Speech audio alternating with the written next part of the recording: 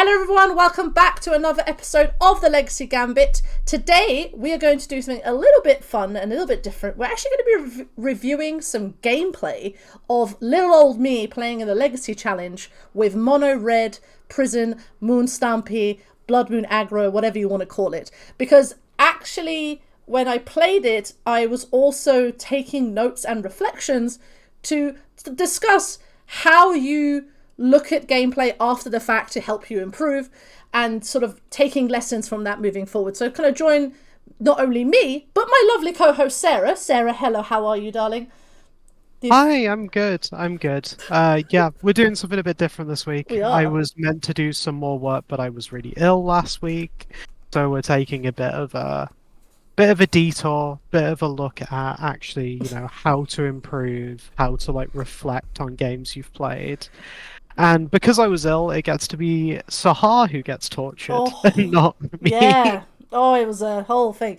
So, folks, let's get into the actual what we played. So, as on the top, we said that we played Mono Red. Mono Red is it been called, and this is the list I decided on. So, to give a bit of background on what Moon Stompy Mono Red Prison is effectively a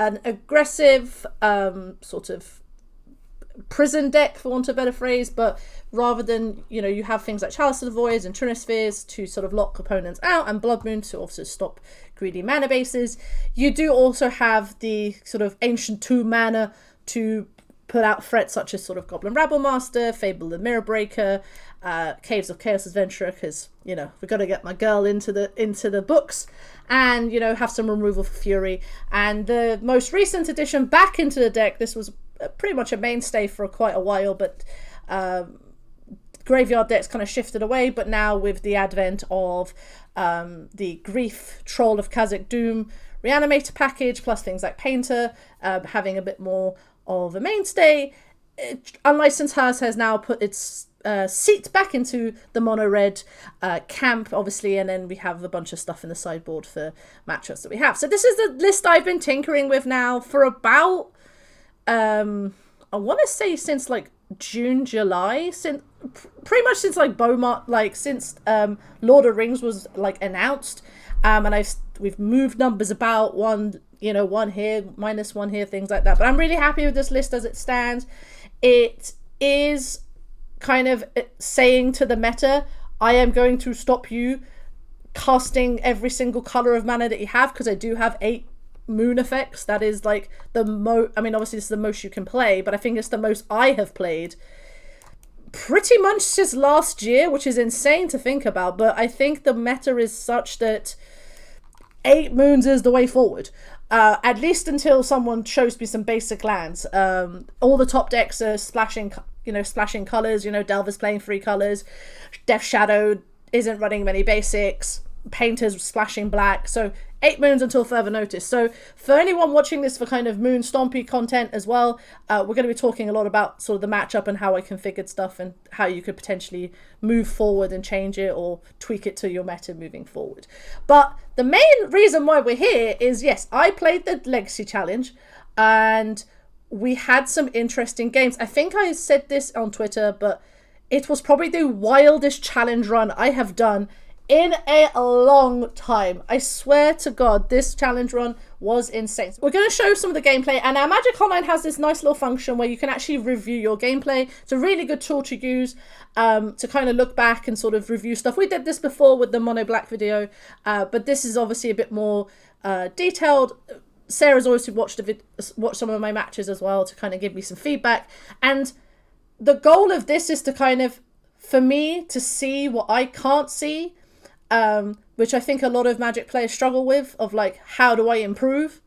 And then using gameplay as a way to improve, I think, is super important. So that's kind of the reason why we're here today. Okay, cool. Right. Okay, Sarah, so what are we starting off with first? We're starting off with, I think, round 1, which we face against Danny Bambino, good guy Danny Bambino, friend of the channel. And I think there is a Mulligan decision in game 2, and for the purposes of the video, we're actually just taking parts of videos or like parts of games which are interesting. Unless the whole game is interesting, we can discuss it. But for now, we can look at game 2. So game 2, so a bit of context actually. So round 1, I know I'm facing against Danny. Now Danny in Legacy has mainly been an 8-cast player or an artifact deck of some persuasion. And I know that he had been playing a lot of Mystic Forge. So going into that, I'm actually just going to show my first hand in game 1, because I think it's an interesting thing about second guessing your opponent. So I'm facing Danny. I win the die roll. And just want to get my... Did this my hand? Yeah, I mulligan to 6. And this is my 6. I think I keep this 6. Because I think this hand, whilst it doesn't have a threat, does have lock pieces. Now, against an unknown opponent, this is turn 1 Chalice of the Void, turn 2 Blood Moon, find threat, let's go. Now, against an unknown opponent. Now, I do go Chrome. I actually play Chrome Mox first, because I'm just like, because I also just think that I need my mana. This is a hand that needs mana. Mm-hmm. Oh, actually, lead with blood. Hold on, did I lead with blood? Oh, I did lead with Blood Moon first. That's interesting. Did I lead with... That's it. Sorry. Now I'm intrigued for my own play. So I think you really committed to your read of Artifact deck. Though What's interesting is this is kind of like a half commit, which is why I don't like it. So, in the blind, your choices are either Chalice on 1 or Blood Moon turn 1. Yeah. Right? If you're going to commit to the idea that your opponent is a artifact deck, which is the only reason you wouldn't have considered Chalice. Yeah. Right? If we think this is in the blind and you just wanted to play Blood Moon turn 1, that's fine. This is the play you take. If you are committing to the idea that there aren't artifacts, you need to play Chalice on 0. Yeah, and this is where this is actually we will find out. Danny is playing Mystic Forge, and I just wanna make a question, if that's okay. So my question is, if this was truly in the blind, would your turn 1 play have been Chalice of the Void? Completely in the blind? Completely in the blind. Chalice on 1 every day of the week. Okay, so you're only playing Blood Moon when you think you have a soft read?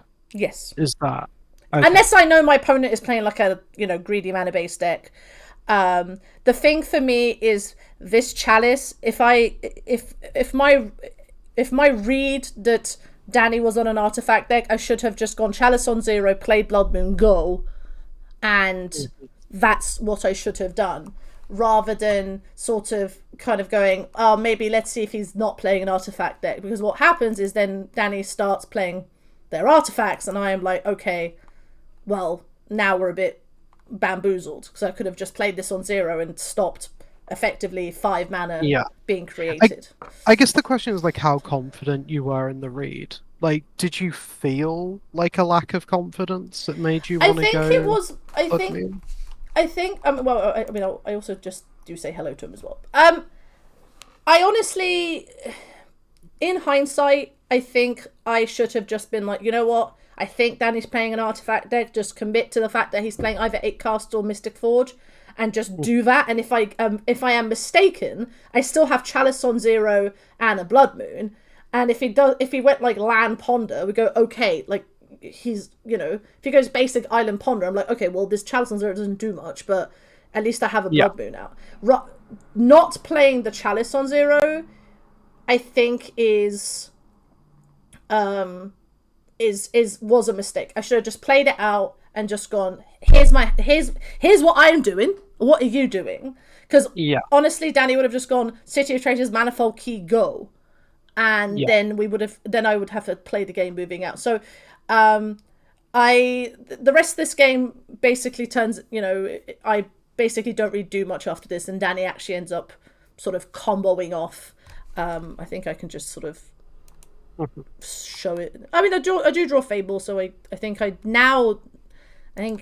you can kind of we can kind of skip through this, but yeah, I think I end up just playing play Chalice on 0. Now I play it and go. I'd be tempted to have kept it in the hand to discard, honestly. That's true. I mean, now Danny played Ring, with all the mana that they had, and I mean, now I discard the chalice. I think I now discard the chalice, get Ancient Tomb and stuff like that. So I get the mana for this, things like that. I'm not going to show the rest of this because basically Danny comes off of one Ring and plays Aetherflux Reservoir and we die. But for me, this is a lesson to me about confidence in my opening hand, which is kind of the whole point of this deck, is that having the confidence in what you think. If you have a read of your opponent and what they're playing, just go with it. Like, commit, and if you're wrong, then you're wrong, and then you have game 2 to deal with it. But if you have a read that your opponent is on a particular strategy, just your feeling is the best thing you have. If we've got nothing else at the end of the day. Yeah. I mean, in my like analysis of this, right? Like, it's either you think your read is really accurate, so you commit, or you think I don't have a read, so I'll play my standard game plan, and you play Chalice on 1. Yeah. You picked like this halfway position that kind of has the strengths of neither, right? Yeah. Like, Chalice on 1 would have stopped them playing Key. That's true. Which is really good. It would have been crap against 8cast, but whatever. Like, it's still like a pretty important thing to turn off. Yeah. On this, right? Yeah. 100%. If you went Blood Moon Chalice on 0, suddenly they don't have their LEDs and their pedals, which is also really, really good. You went Blood Moon nothing. Yeah. Which I basically half-baked this. I half-baked this turn. Yeah. Yeah.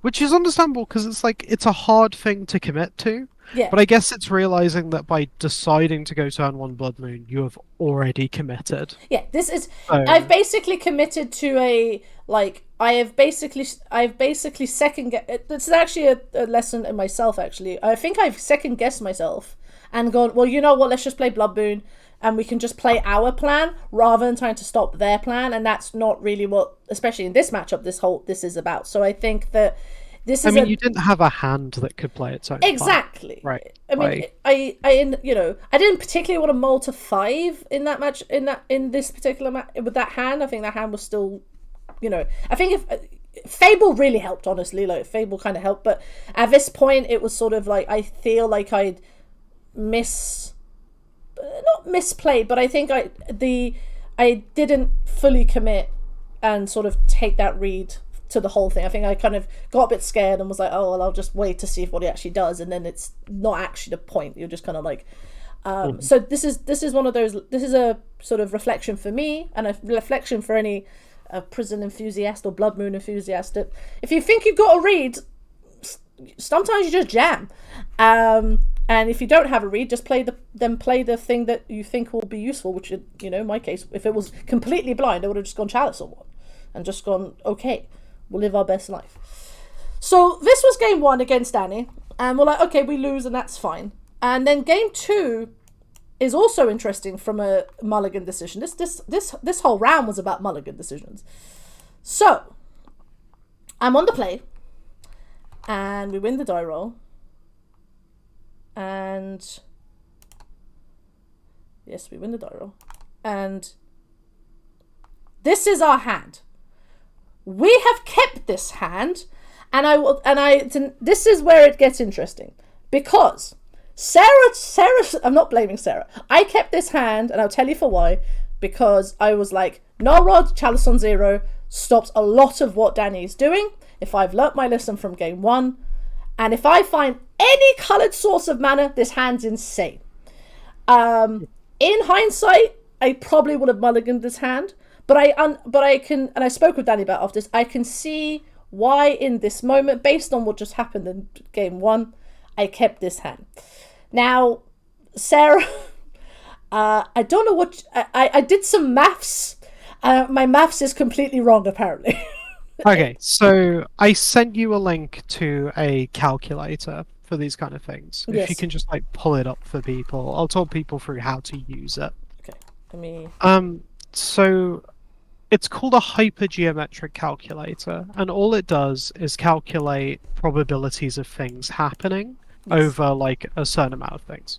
So we're looking at the 7. So there's 53 cards left in our deck. Yes.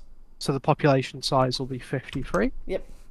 The number of successes in the population, so this is how many outs you have. Yeah. So it's 16 That's in this correct. case. The sample size is going to be how many draw steps. Such as So, 2. yeah, we'll put 2 for now. You can look at multiple, obviously, and we only need 1 success. Yeah. So you want to put that there. So if you hit calculate, that bottom number is the one you're interested in. So this is the probability that we get 1 or more of the thing we're looking for. So with this hand, if we go back to it, we're 51.6% likely to hit a red source in 2 draw steps. Which is good, but not fantastic. It is not. Right? It is not fantastic. And So I messed this up, and I was like, "Oh, I've got like 60%," and I didn't do the geometric calculator properly. So, just like to expand on this more though, just getting the stat isn't quite enough though. Magic isn't poker where I can clearly say, okay, our opponent's gone all in with a 51% chance we always call. Because we're getting like 50-50 odds is what you need to call, so we call, right? Magic's a little more complicated than that. Yes. So the first question we have to ask is, how good is Null Rod? It's pretty good. It's pretty good against Mystic Forge. Yeah, it is, right? So, like, how often is Null Rod on turn 1 gonna just be good enough? Most of the time, it's pretty good enough. Exactly, right? Like, the only time we really run into issues is if they have Urza Saga. Because Urza Saga makes constructs whether you have a Null Rod or not, Exactly. right? And the constructs kill you quickly. Yes. Okay. Does our hand answer Urza Saga? Yes, it The does. answer is yes, as long as we hit the lands. Correct. Right?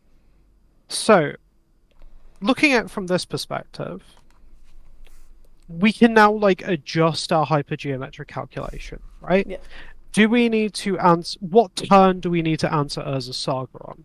Is the question now. It's like we can turn probably 2. Like yeah, but we could probably do it with one construct, right? Yes, potentially. I mean, I'm not gonna. I will tell the result of this game shortly, but yes. Yeah, like. So I think you can expand it to like 3 draw steps Yeah. for your first red source, So, potentially. Let's put this to sample size 3.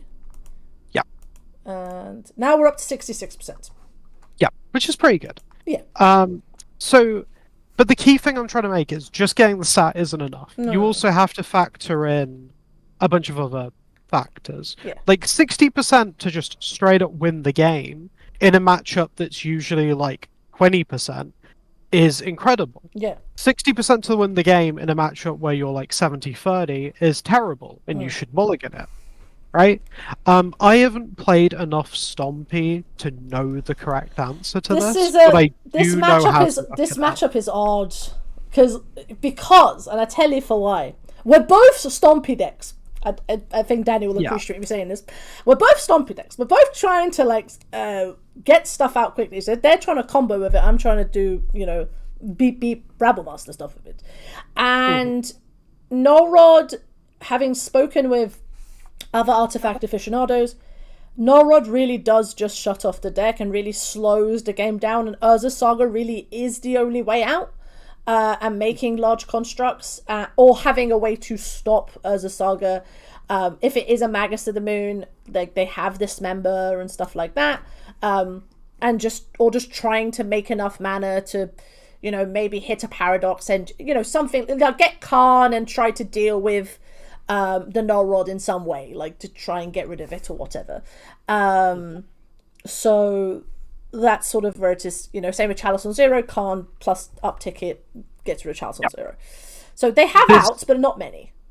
There's another factor that I just want to quickly bring up that we haven't talked about. Yeah. You can, using a hypergeometric calculator, you can also work out how often you hit key cards on mulligans. So it's another relatively simple calculation. So the sample size will be 60, because Yep. that's the entire size of our deck. Yep. Number of successes will be 2, because we're looking at exactly null rod. Yep. Sample size is 7, Yes. because you're looking at your starting Yep. 7, And and you then only need 1. Yeah. 22%. Yeah, 22%. If you mulligan, you're 22% likely to see another null rod. So it becomes this kind of question of, is the kind of 60-ish%, maybe less, of hitting a land, but we definitely have the null rod, better than the other way around? If we could read our opponent's mind and they're looking at a hand that just doesn't have an Urza's Saga in it, you're keeping this 100% of the time, Yeah. right? If they do have an Urza's Saga, it's more complicated, and Yeah. it's going to depend on how good you think the matchup is. And the matchup is it is a balancing act. I think there is times where you can lock the opponent out, and there are some times where you don't.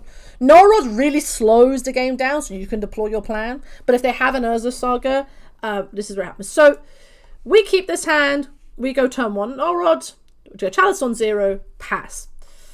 Mm-hmm. Danny goes Urza Saga, so I am immediately terrified because I am like, I need land now.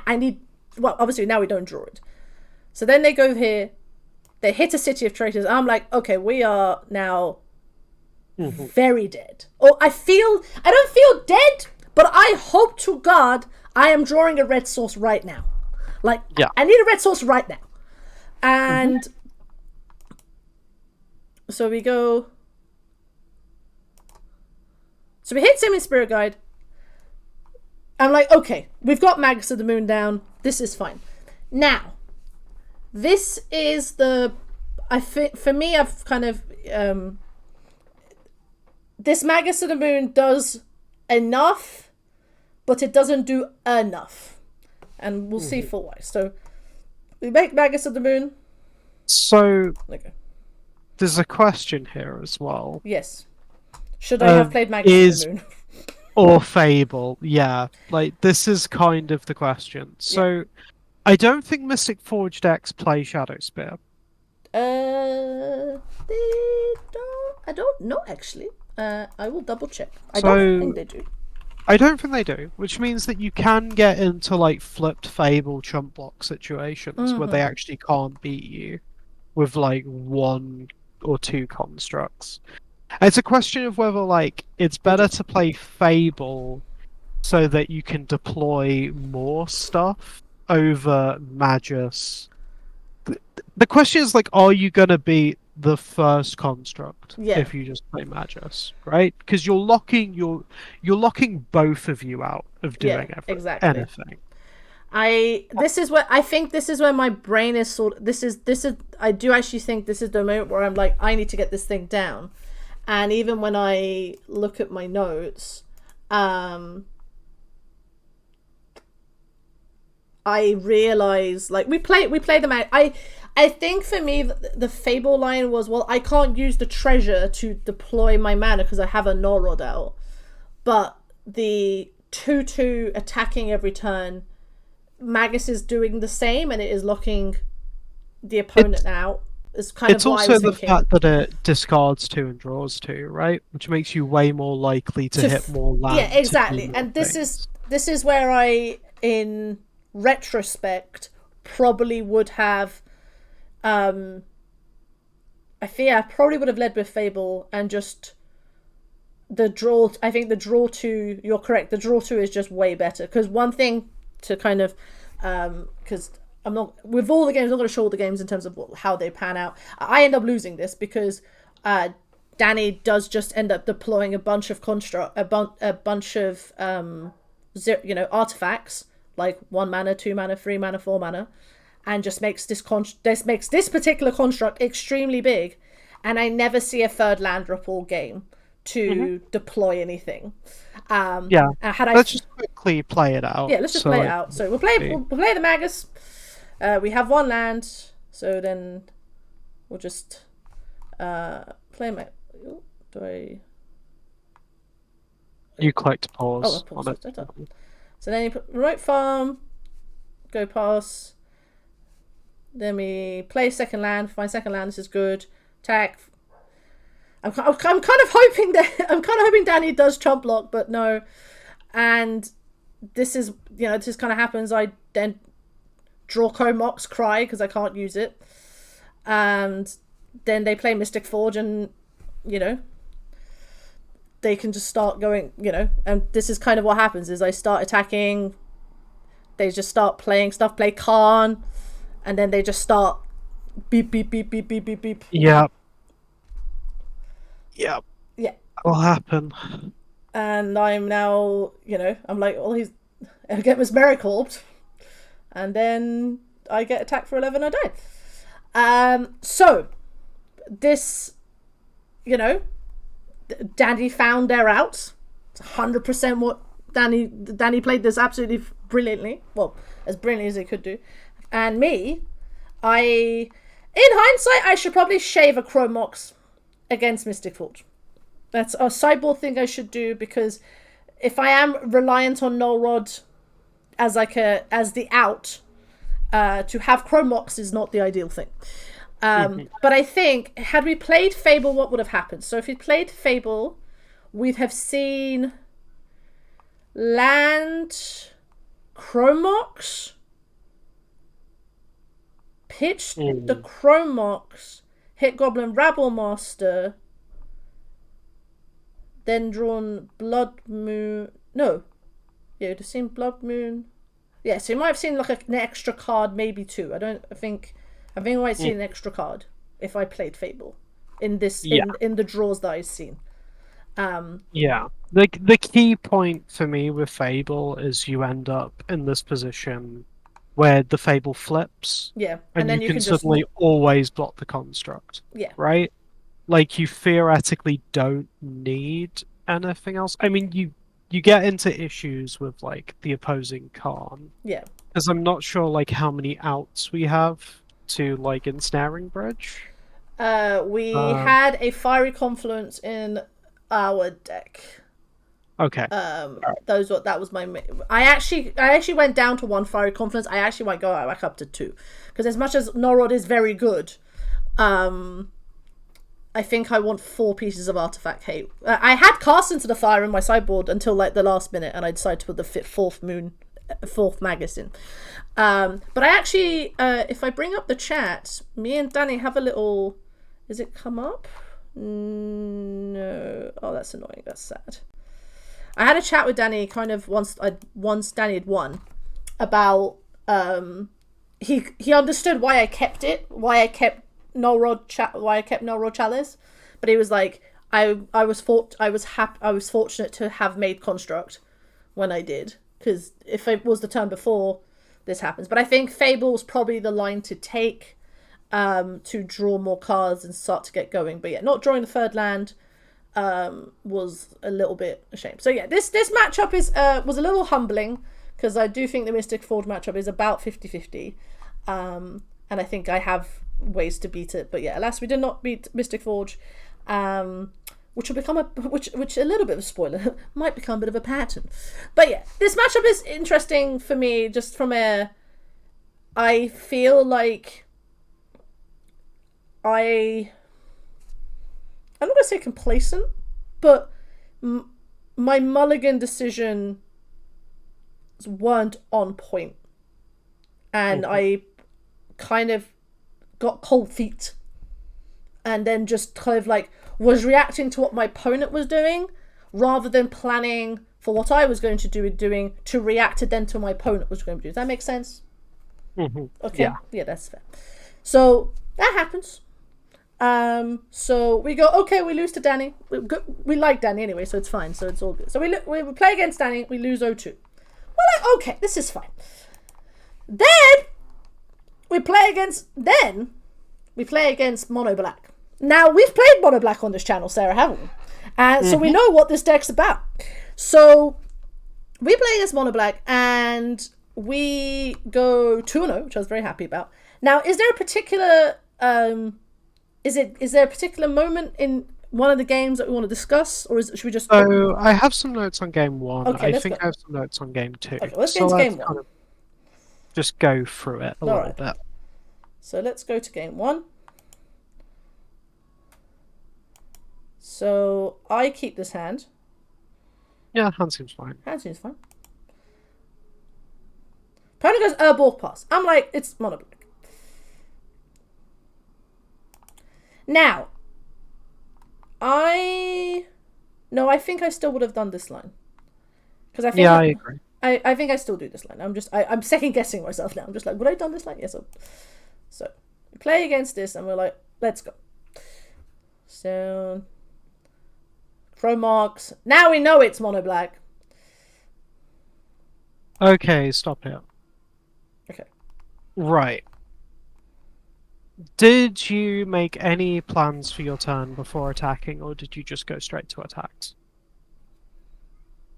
I think I went straight to attacks.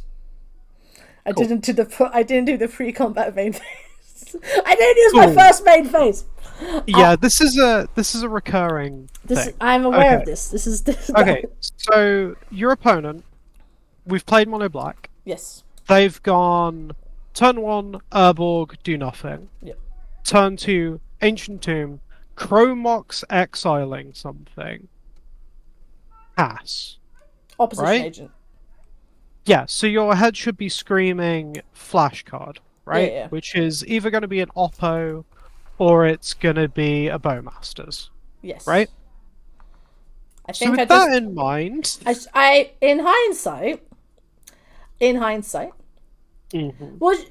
So you would have forced that? What would you said? Like play Magus, force their hand, and then play Fury, or just that's something to consider for sure. Playing Magus beforehand means that, I mean, if it's Oppo or Orcish Bowmasters, they're not forced to act, right? They can still cast it after the Magus. Exactly.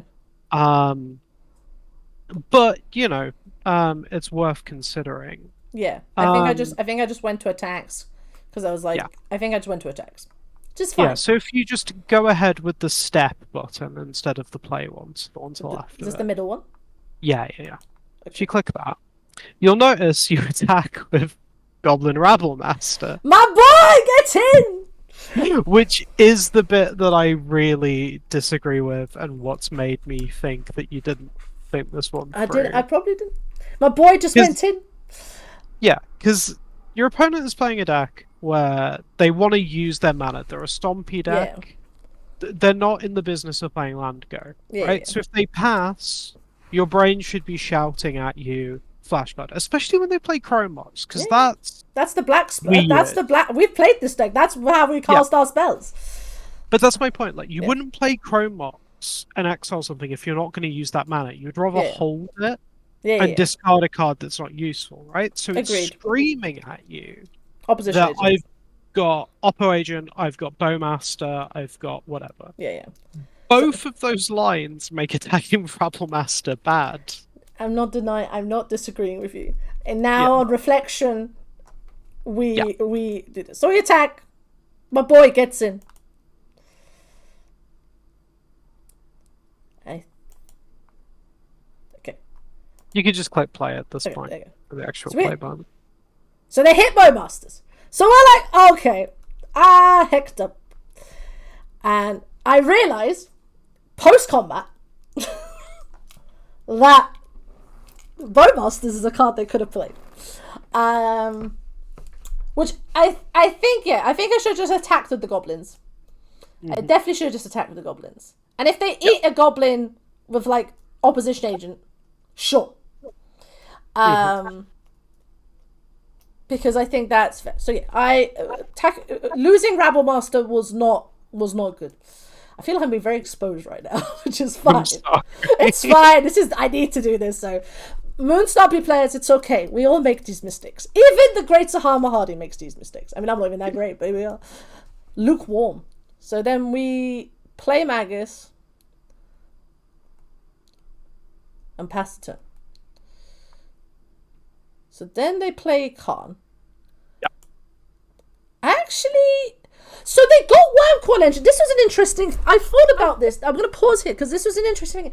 I was like, why have they got Wormcoil Engine? Do they think the game is going to go that far? And I understand. I actually know. I mean, I understand because it's a colorless thing you can do with your spells, and we are big fans of Wormcoil Engines when we played the deck because we were like, it's huge. But I think in my head I thought the game was going to be done before Wormcoil was going to be an issue. I genuinely had that thought in this game. I was like, why are they getting Wormcoil? Do they think that the game is going to go that long? So I wanna discuss this a little bit as we go, because I want some more game actions to happen first. But yeah, Wormcoil's an interesting one. I think it makes a lot of sense from them actually, because they're definitely the beatdown. I mean, you're definitely the beatdown here, and they're definitely the control, right? Yeah. So you do your thing, you kill your Khan, you play your guys. Yeah. I am fine with this. This is the exact play I would recommend. Yeah. This is the one where you're going, I'm the beatdown, you got a card that makes this extremely clear, I'm just gonna hit you. Yeah. I'm just gonna hit you. Because because I do the maths. So, do you though? Okay, so here they go Khan, they go get Vault of Whispers, play Vault of Whispers, right? So now they have 1, 2, 3, 4, 5. So they need a land drop to get Wormcoil. But in my head, so because I was doing the maths, because I was like 1, 2, 3, 4, 7. So 2, 4, 7, 8. They would have gone to 2. They would have gone to 2, and then they would be. Hold on. Did I do the maths? Let me. I did some maths. I was just like, how much maths I did. Okay. Go to your turn. Yeah. I wanna make this like super clear, and it gets really obvious in a second. So, you go to your turn. We want to pause on attacks, if that's okay. So go to the point where you've declared all your attackers. Okay. And you'll see what I mean. So. Oh, is this? Should I have attacked Khan or whether to? So keep going. Yep. I'm clicking. Let them turn sideways. Okay. Highlight over them and look at who they're attacking. Does it not show you on this? That's annoying. I attack Khan. I should have not attacked Khan. I should have. So, I actually want to discuss whether you should attack Khan or not. Okay. Because I think there's some interesting lines here that I've actually written out. Oh, I love that. Thank you. So Oh no, it is. Here we go. It's here. It is hidden. It's hidden underneath me. So let me just make let me see if I can. Oh, okay. So squee. So Metadev is attacked with squee, the Goblin token, and the Goblin token. Khan is being tapped by the Goblin token and Magus of the Moon. There we go. I can highlight. Okay. This way. There we go. Cool. So we know one card in their hand is Wormcoil Engine. Yeah. Right. That's correct. So it's Wormcoil Engine and 2 unknowns. Yeah. Okay. So 2, 4, 7, let's 2. look at the line. The most straightforward line to analyze is we attack everything at them. Yeah, they go to 2. Yeah. What happens? So if they play Wormcoil, they are dead. Yes. The life gain of 6 isn't enough to offset a board. That's fine. Yes. I think I realised that sort of post combat. Sure. If their Khan gets Ensnaring Bridge, yep, that doesn't work because they can't empty their hand because they have a Wormcoil in it. Yep. So Ensnaring Bridge doesn't line. Cool. And I'm sitting here and I'm like, what line can you be scared of? Like, what reason would there be to kill Khan instead of just going face? I think there's one potential line that's very, very unlikely. But from the sound of it, it's not one you considered. Wandering? No. So the line that I was considering, because a lot of these decks don't actually play Wandering. I mean, some do, some don't, but yeah, like. Yeah, the line that I considered that I don't think you did is if their hand is exactly Wormcoil Engine, Dorothy Voidwalker, and Dark Ritual, and they draw a land. Or if their hand is Wormcoil, Swamp, Dark Ritual, and they draw a Dorothy Voidwalker. So to have two creatures? To have 2 creatures? But that makes sense. No, this kills you. Yes, because it's 6. So if they have... on their draw step, they end up with the perfect hand of Wormcoil Engine, Dorothy, Voidwalker, Dark Ritual, Swamp. Yeah. Like, no matter how they do it. Yep. They play Swamp. Mm-hmm. They tap the Swamp for a black mana, play Dark Ritual. Mm-hmm. So they now have 3 mana and 5 untapped lands. Yep. So that's 8. Right? Yep. So then they pay 2 mana to play Dorothy. Yep. So they have 6. 6 left. Yep. Khan goes and gets Helm. They play Helm for 4. Oh, and then they helm me. Yeah. So it's the question of whether this, like, unlikely scenario is a reason to kill Khan, or if it is so unlikely that you just ignore it and just attack face. Ignore it. I think in my head it was, I think, yeah, the thinking I think at the time was I don't want Khan to get anything else, in terms of like ensnaring bridge or something like that, because I actually didn't clock that they would have, well, we will find out. They had a land drop. Yeah. So the thing that I don't mind is like it's cool to be like I don't want Khan to get something. Yeah. But you need to be specific about what they can get. Yeah. And right? that's, and like, I can't tell you that. And that is a reflection for me to be like, I can't tell you what that thing they could have had. I should have. Just for instance, if this was a helmless version of Mono Black Stompy, yeah, right? Like if we just assume that for a second, Khan can literally get nothing that kills you, right? Like if this is helmless, that's true. Yeah, they can't get Ensnaring Bridge, they die. Yep. They can't play their Wormcoil Engine, they die. They do all these kind of things, right? So then the only thing that. Yeah, the only line in my mind that I could potentially have like foreseen is like One Ring to like not die, for them to not die, but then I just keep having creatures, and just they're on 5, they're gonna take, they go to 4, and I just attack with enough things like that. So I think that not attacking them with all the life points I think was a mistake from me. I think I just kind of did the thing of like, it's actually the thing that I think some people do, and even I make this mistake of like, Planeswalker needs to get off the board. And I'm like, just ignore. Like sometimes you can just ignore a Planeswalker, folks.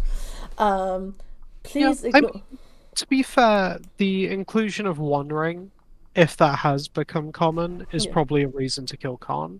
Yeah. Because it just gives them a turn to assemble their combo. It's basically fog. Easily. It's fog against this. Against this board state, it's a fog. So and you really need to not get fog. I have to please and thank you. So then we go to 5. I think I played this Magus because I'm like, let's just put creatures on the board. And then they draw their land, and I'm like, oh god. But I think I do the maths, and I think we still win? So not on this turn, which was like my worry, right? That I would have that the game gets away from me if the yeah. I think in retrospect I can see from an outsider point of like, you could lose this. Like if you don't stuff either needs to get very lucky for you, or you need to get rid of this Wormcoil to kind of do this. It's one of those things where it's like your decision was probably correct. Yeah. When you factor in like One Ring and stuff, but it's the fact that you didn't. Yeah, that's the fair. problem. Yeah. Like getting the right or the wrong decision is part of it, but like just you didn't consider the lines is like the issue here, I think. And that is a very valid. And that's a valid point. And I think for some people, if some people in the comments going, oh, be nice to Sahar, she's trying. I'm like, no, this is kind of these are the conversations you need to have either with yourself or with someone else to think about it. Because as I said before we even got into this, like, not saying I don't know what I don't know, but I didn't take the 10 seconds to go, well, what about this? And go through that decision tree process. I just did it. And this is something that I'm trying to work on. It's kind of why we're doing this video today. Actually, an interesting point that I think makes it more... If they get the One Ring, with Karn. They can't get Helm with Karn, That's true. and they can't tap the One Ring or they die. Yeah, exactly. Which actually might turn it again the other way to where attacking their face was better. Yeah, exactly. It's really difficult to know because the question is like it's how good a read you have of what they have in hand, right? They definitely have Wormcoil. They probably don't have Swamp. They end up having one here, but yeah. I didn't. that's most likely a draw step. Yeah, right? I genuinely didn't get the That's why I was surprised I got Wormcoil, because I'm like, do you think you're getting to 6 mana? They did. I mean, they did. I mean, good for opponent. But I genuinely didn't. I honestly didn't have it on them that they would get to 6, but they did, and I think that's probably again a miscalculation from me of terms of like, well, I need to get him done. So, but yeah, well, let's just go through. We flunge, masters for blockers in this case. So we flunge, make another creature, and they go to 2. So I'm like, okay, even if they attack, the thing is they can't attack. So this is a blocker right now. So I'm here trying to do maths, going, can I still get through enough damage? And I go 2, 4, 6, 7, 8. I think I just make it, but let's see what they do. So they start. Remember, you also get an extra 1 from there. So there's Doffy Voidwalker, which they draw, which can't block, which is very notable. And I think we attack, and I think we just have enough damage to push through everything. Yeah, I think you're 1 above what you needed. Yeah, but, Med concedes. So, but this is still Sarah's 100% to critique me in this match, because, and I thank you for it, is that the attack on Karn did not make sense, and I have and I can't tell you why I attack Karn, and that is a reflection on me to think about attacks when I come to think about it. There's a really old like chess teaching idea that's kind of like, as long as you can explain your play to me, I don't care if it's a misplay on the technical level. As long as you can like justify it, it might just be correct for the level you're at right now, and we'll just move on. If I ask you why you did something and you just cannot answer the question, that's a problem. Yeah, right. And that is 100% like. Yeah, there's the idea of a bad plan is better than no plan. Exactly. So this was this match. Is there something in game 2 that you want to look at as well? Or was I haven't.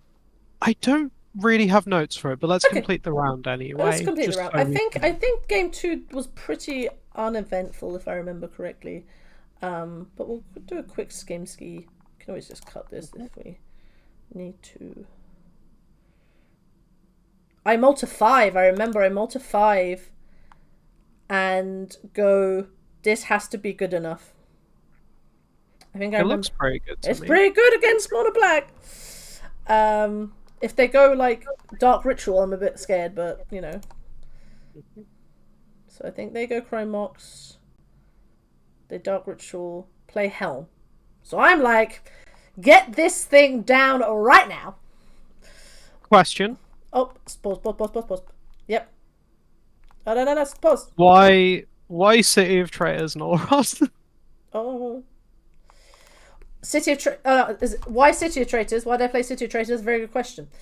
Why did I play City of Traitors instead of what? The Chromox? You could have gone like Den of the Bugbear, Pitch Simian Spirit Guide, Nullrod, and then you're definitely at 3 mana on the next turn without having to get rid of a land drop. I mean, it's fine because you end up like drawing Blood Moon and being able to cast Blood Moon, which means your City of Traitors can stick around. No, you didn't draw Blood Moon. You already had Blood Moon. Had Blood Moon. I guess it doesn't matter. Okay, Simian Spirit Guide, I think it was... Okay, so here's what I was thinking. I was like... Well, firstly, I was like, let's get this thing out. I think in my head... Because I knew I had no rod, this Chromox doesn't do anything. So I think... Yeah, I don't care about Chromox. Yeah, no, I'm just wondering whether I could have gone Chromox, pitched Simian Spirit Guide, played Null Rod, and then I have 3 mana to play Blood Moon and do it that way. I could have done it that way, actually. That's another way to do it, to use that mana rather than just Simian Spirit Guide. There's like Shatter Skull as... Actually, I think your line ends up being best, now that I'm looking at it. Yeah. And really like thinking about it. But it's one of those things where, again, you did it instantly, and I want to check whether that's just you already knew this when you made the Mulligan decision, or if it's... I think in my head, because I knew I was doing Null Rod Blood Moon, that this City of Traitors was sticking around rather than it being sacked. I think the idea of it, I think because I think kind of subconsciously, or however it was, I think in my head I was like, this City of Traitors is staying. If I can make it, if I can make it stay, because even if I did Chrome Mox, pitch Shatter Skull, and well, no, I couldn't have done that because I would have gone to Null Rod. But yeah, okay, maybe I would have gone down a land. Yeah. Yeah, maybe you're right. Actually, what's the condition on Den of the Bugbear entering tapped or untapped? 2 or more lands. It comes in tapped if it's 2 or more lands. Correct. Right? So my second land drop would be fine. So if you go turn 1, Den, pitch guide, play Null Rod. Yes. I think you end up. I think you end up. Yeah. Because what I'm trying to figure out is whether it gets you an easier time getting to casting Shatter Skull Smashing to kill something if you need it. Yeah, that's a good point. Because this Doffy Voidwalker I was a little concerned by. And yeah, I think there's probably... Yeah, I remember this now. Yeah. We're going to play... I'm going to introduce a thing. I remember this because you were worried about this at a certain point. So... Can we just... So, on this turn, when I was watching your replay, you agonized for a while. I did. Oh yeah, because you got raw footage. Yeah, folks, Sarah gets the raw footage of me talking. So you were agonizing about whether you should play Blood Moon or whether you should kill the Dorothy Voidwalker and lose your city. Yes, that's true. I was. So this is why I was also thinking about like the Simian Spirit Guide thing. Yes, because I remember that. Maybe Sorry, you could have dodged this tough decision. It's all flooding back to me now. So, we're gonna play... I'm gonna introduce this idea of what's called a toy game. Okay, I love toy games. A toy game is a concept in game theory where to solve a game theory problem, we take the actual game and we create an ultra simplified version to give us some idea about the direction we're going in. Correct. So, we're going to play a little toy game here. I love this. Our opponent is not going to cast any more spells for the rest of the game. Yep. That's what we're going to assume, right? Cool. We are also not going to cast any more spells for the rest of the game, right? We die to this Doffy Voidwalker then. Shh. Not quite. Okay. The only spell we're going to cast is Shatter Skull Smashing, if we can, right? We're going to play this fun little game where if we can't kill the Dorothy Voidwalker, we lose. Yep. If we kill the Dorothy Voidwalker, we're going to assume we win. Yep. Right? So in this position where we've Blood Mooned, what are the odds that we're going to be able to kill Dorothy Voidwalker before Dorothy Voidwalker kills us? That's like the entire question. So we've got 53 cards left in our deck. Yep. We need to draw how many lands to get there. So we're going to play Down the Bugbear. Yep, we need 2 more lands. Need 2 more lands. So we need 2 successes in our sample. Yep. In our population, how many lands do we have that we can draw? So there's the 3 other Shatter Skull Smashers. That is correct. Plus 14 lands, I think. 13, because there's the land being played. So we've got the 3 lands here. Mm-hmm. So 16, 13. Let me go back to your deck list for a second. So I think it's 13 lands. No, 13? So there's 16 lands and then 4 double face cards. Yes. Right? So we got... So it's going to be 3 double face cards plus 16 lands minus 2 because of the 2 lands we already have. Yes. Right? Plus 4 Simian Spirit Guides. Yeah, 3 Simian Spirit Guides. Yeah. Okay, so let's count that up again. So we've got 3 Simian Spirit Guides. Yep. We've got 3 Shatter Skull Smashings. 6. And then we've got 14 lands we can 20. draw. Right? So we've got 20. Yep. So there are 20 successes in our population. Yep. The population size is 53. Yep. Success is 20. Yep. Sample We're gonna size. have how many times does he have to hit us for us to die? 7. 7. Yep, so 7. And then we have to hit 2 successes in our sample. Yep. 82%. Yep. So in this fun little toy game that we've set up, yep. if you play Blood Moon and they only attack us with Dorothy Voidwalker, and we simply need to just kill the Dorothy Voidwalker in order to win, you are 83% to win on this line. Okay. Now, the actual game is more complicated than this yep. in ways that are both good for our opponent, but also good for us. Yes. Right? They can play another creature. Yep. That complicates things. Yes, it does. Right? But also they don't have lands yep. to play creatures right now. They have one land. And also, we can play creatures. Yep. If you draw, say, a Goblin Rabble Master, yep. that can outrace Dorothy Voidwalker. 100%. Right? Yes. So we actually have more outs than 20. Yeah. But they also have more outs. And those kind of things actually kind of seem to cancel each other out as you get deep into the analysis. Yeah. So the toy game actually ends up pretty decent prediction here, where you're about like 82% to win on this line. And you kind of just need to compare that against the other one. Like, how are you going to do if you go down to 2 lands and you kill the Voidwalker? It's tricky. You're kind of giving both of yourselves more time. Yeah. Which, because you're the beatdown, I think is actually kind of the wrong choice a lot of the time. That's fair. For me, the killing Voidwalker right now line, it just made me feel like I was just gonna sacrifice a lot to kill an early threat, and then they just play another threat, and then I don't have anything to do. Whereas I think playing Blood Moon and stopping their...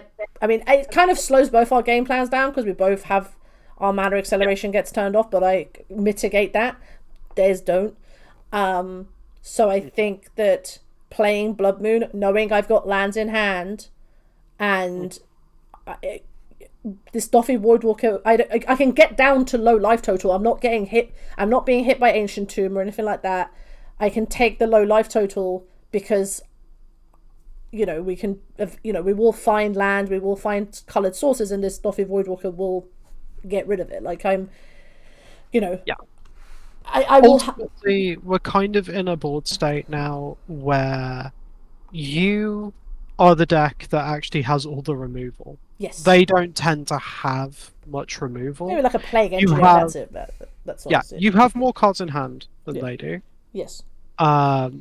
A lot of their spells are kind of just uncastable for them right now. Yeah. Unless they're drawing way more lands. So the land situation's actually worse. For them. Yeah. Yeah. But it's only worse if you play Blood Moon, right? Whereas the other situation, if we just kill the Dorothy Voidwalker, we're not slowing them down either. We're not possibly trapping cards in their hand. Yeah. Which is kind of what we want at this point. So there's one more bit of this game that I kind of really want to talk about. Well, so just set it playing and I'll pause it once we get to it. But I think it's kind of straightforward, and I'm kind of happy that I got to talk about toy games a little bit. I'm excited that you got to talk. I'm on 17! There we go. All right. I think they're a really useful way of thinking about the game in general. Just Griff. Look at my Chromux. Yeah. Just keep Okay, going. they have 0 cards in hand, Yeah. so this is kind of like a good situation we found ourselves in. Yeah. Though notably, you did play Shatter Skull, which is something I'm not entirely sure about, because that was your removal spell for the Voidwalker. What did I think? Oh, let me think. Did I... Because if you hadn't played it, like, here now you kill the Voidwalker. right? Like you One, have the two. Shatter Skull Smashing in your hand. I Oh, think it I was to tell you play for the why. magic. I think I can tell you for why. Because I thought, okay, so the line I took was I have a threat. I wanted to actually get Sekenzin. I wanted to discard Sekenzin to make 2 bodies to do that. Okay. And then I wasn't making mana, so I ended up playing it. I could have, in hindsight, I could have held it, because I think even with the Shatter Skull or the Sekenzin, the Simian Spirit Guide does that. Yeah. Which again, I think I got a bit impatient. I was like, well, I'm not this. I'm a play as a land now, rather than I could have just held. I feel like I still had to play something, because I was 1-2. I did Well, it the because difficulty is, like, when you play this, yeah. you're still not winning the race, No, I'm not winning this right? race. That's true. And it's whereas Shatter Skull Smashing was a way for you to turn the race back. Backed, yeah. No, agreed. And I think Yeah. I think the line in my head was just, I have a creature, let's play it, and here is the land to do it, rather than just saying go. Yeah. Which is kind of I think in my head I probably was just like, well, we're not killing this Voidwalker, we're just going to play creatures. Because then I drew Sekenzin, and I was like, oh, then Sekenzin is the answer, then I can just discard Sekenzin, but then I didn't. Discard Then I discard Sekenzin, because I was like, well, I could have actually, in hindsight, I should have just held Sekenzin and gone Exile Seeing Spirit Guide, tap 3, this Sekenzin, attack for 4. Yeah. Though I think by the point you're drawing Sekenzin, that doesn't actually flip the race. That's true. So yeah, I think I saw Magus and probably got a little trigger happy and was like, let's just play this, because I'm not winning the race. I'm not winning the race right now. Which is fair, and I can accept that. And I was just like, so yeah, we'll do this. I think I placed him in Spirit Guide. I'm just like, well, we're now just playing this card. 2 creatures is better than none. Then they play Bowmasters. I'm like, okay. And they get rid of my thing, which is good. So, I'll tell you something right now. I was now praying, because we had made some bad decisions. I was praying for Fury. I was like, if there is a god, Fury will come. So I want to talk about the Fury. You want to talk about the Fury? I think it's I coming. want to talk about the Fury. Okay. Yeah. We'll get there, but once we get to Fury, I wanna. All right. So we're on. I want to talk about that's it. fine. All right. Did they attack? How am I? Oh, they attack with Doffy. So I'm down to 5. I'm like, okay, this is fine. Yeah. Okay. Cool. Right. Pause. Right. Stop. Oh, it's already gone. You stacked these triggers wrong. I stacked these triggers wrong. So wrong. How did I stack these triggers wrong? So you put the evoke to happen first. So now is this one of these is this one of these the moments? Fury is now exiled with a void counter on it. So if they ever get another Dorothy they can cast your Fury. My goodness, that's genuinely like, why Doffy Voidwalker? So you have to stack the triggers. Oh my god! Folks, do this. This is bad. Oh, I didn't stack the triggers. Oh god. So yeah, you need to kill the Dorothy Voidwalker before the Fury dies. Yeah, that's completely. Else, it's exiled with a void counter, and future Dorothy Voidwalkers can play it. Which, funnily enough, happens. It does happen, because But then do you know what? When it happened, I was like, how did that happen? And now you've told. I genuinely, honest to God, I missed this. This was a complete. This was a honestly, like, I need to kill this, and I think stack your triggers correctly, because in paper, do you have to say that, or do we just assume that happens? I mean, if a particularly angle shooty player you were going against, you want to know the correct thing. I don't think it would happen as much. But in Magic Online, 100% will happen. So yeah. I made a mistake. I do not stack my triggers properly. That is okay. So we go, okay, this happens. I attack for 2. And we'll just keep playing. So yeah, I think I'm going to keep playing this out. Then they play Leyline. I'm like, okay. I'm like, and this is kind of what now. This is sort of the match. Is like I'm hoping that this Simian Spirit Guide just takes it all the way. And I think for the majority, until we get to the Fury line, it does mostly just do the job. Yeah, it mostly just does this job at this point. We'll just like play our spells now. We get Agadeem's Awakening. And I honestly, when they did this line, and actually I'm going to pause here quickly. When they did this, I think somewhere in the deep recesses of my brain going, huh. And now you've said that. I think and I'll say this now. This isn't in a kind of like in a bad way, but in a sort of like somewhere in my subconscious going, did I stack those correctly? But like and then obviously this happens and I'm like, huh.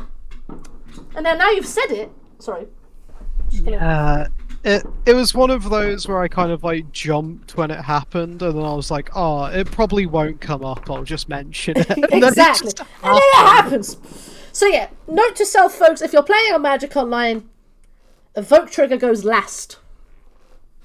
Note to self. Note to self for me. Click on it, so it goes at the bottom of the stack. Exactly, it is the last thing that happens. Then we kill this. We get rid of these 2 cards. We get rid of this Fury. Yeah. And we're like, okay, we finally use a Shattered Skull Smashing. And now I'm kind of hoping that this is enough, because now we play this Transformed and play Goblin Rabble Master.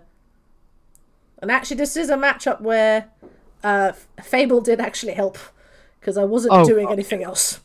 Honestly, I think that card is unreasonable. It is unreasonable. It's very good. So, but it goes to show, just because you win matches doesn't mean you don't make mistakes. And boy, howdy did I make some mistakes in that match.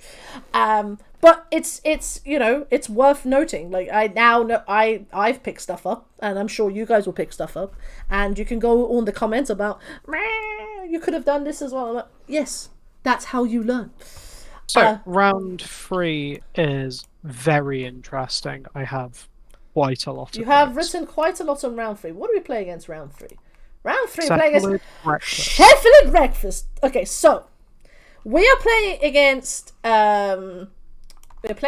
Aegis, who is Anthony on Twitter, or Grapeshot NH, as you might know. Host of the... Do a quick plug. Is he Accumulated Nonsense? He's one of the hosts of Accumulated Nonsense. Go check them out; they're very cool. But yeah, so we're playing against Cephalid Breakfast now.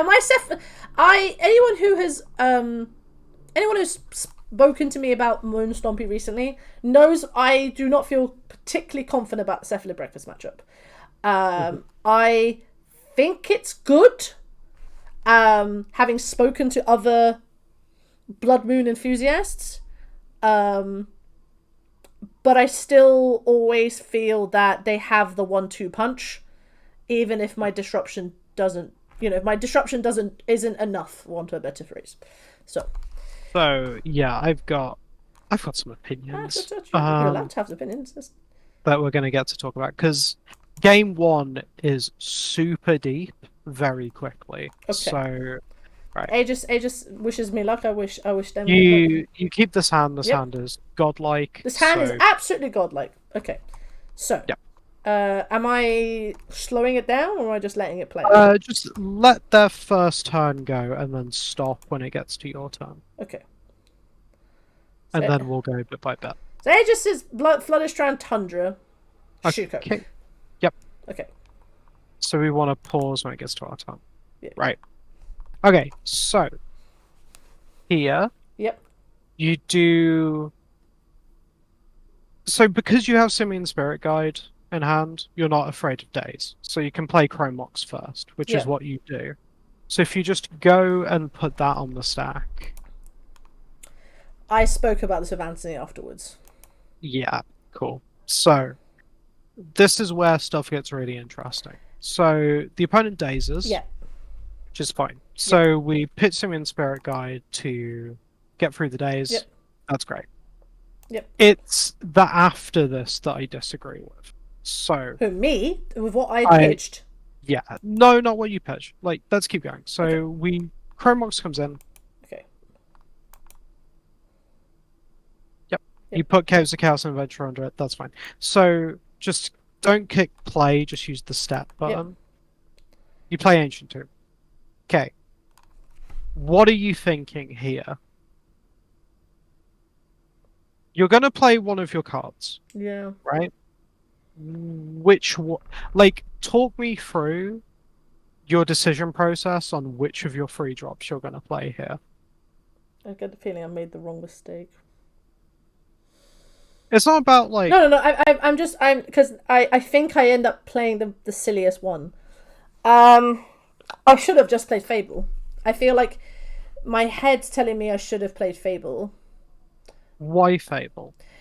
Because Fable digs me for answers and can start to be like it will make me mana. I can advance my board state, help me find what. Well, I mean, I have removal for stuff like this, and I think it's a good turn one thing to do. If I wanted to close the game out, I would play Rabble Master, but they can also just block. Like they can just throw blockers, you know. How much instant speed removal do you play? I think 0. 0, yeah. Right. So it's like okay, so it's just sorcery speed removal. Yeah, it's all sorcery. Fury. Here's the things like that. So here's my like entire thing. Yeah. Right. Because I want to talk about this, but you do play Fable actually, and I think that might be wrong. Okay. That's fair. So I'm getting up a Cephalid breakfast list. Cephalid breakfast. Give me 2-6. So I've got an Aegis list. It's not from this challenge. It's from the earlier one. So the Aegis list I'm looking at, it plays, all the general stuff that they do. It's very notable that it doesn't play Stoneforge Mystic. Yeah, which Aegis thinks that they need to be more combo centric in the Bowmaster world, basically. It's what yes. We were playing Cephalid Breakfast in a bit, don't worry. It plays things like Orum's Chant, right? And it plays very few basics. Yeah. It plays an island in the plains. Correct. Right? So, Fable is decently strong. Yep. Did you consider playing Blood Moon?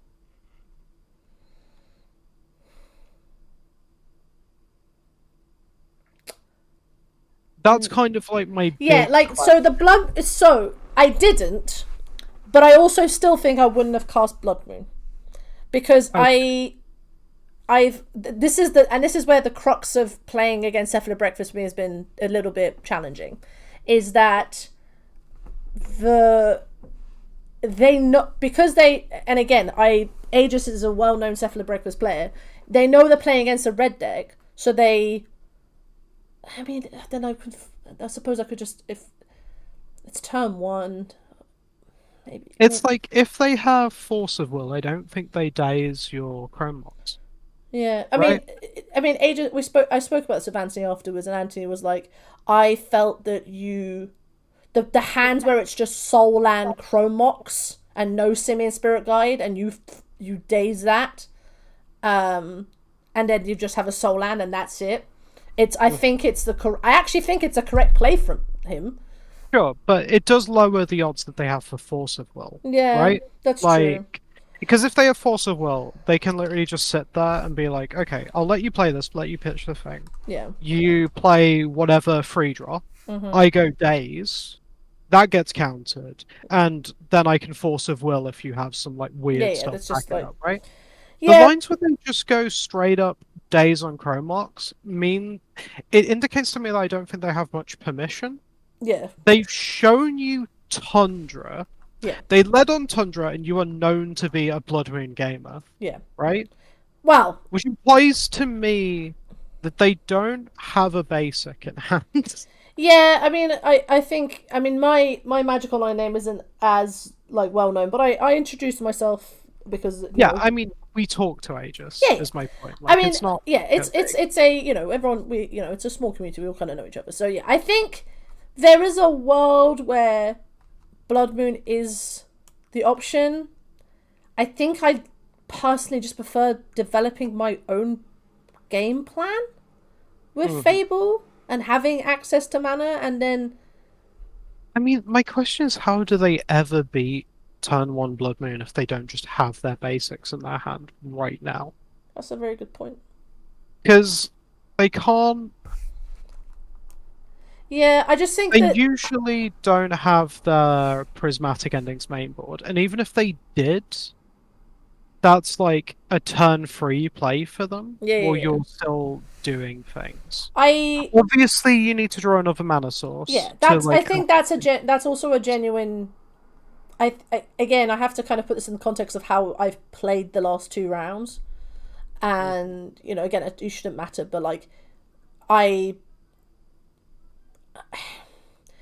think the Blood Moon line is the more aggressive play, and I think the Fable line is the I am just going to play my game plan, develop my mana, have enough mana to deal with, soft permission, and just try and build up enough board state, to make whatever you're doing not matter. My worry is it's a very specific line that doesn't come up, I don't think. Yeah. I can't remember. So when I see someone take an aggressive Days line with that off a turn 1 Shuko, yeah, I think this is a very specific line, but it jumps into my head because it's happened to me before. Yeah. I think if you go Fable, they go Tundra. Yeah. They stop you on your upkeep and Orms chant you. Mm-hmm. Then they untap, play Island, play Cephalid Illusionist, and you die. Yeah.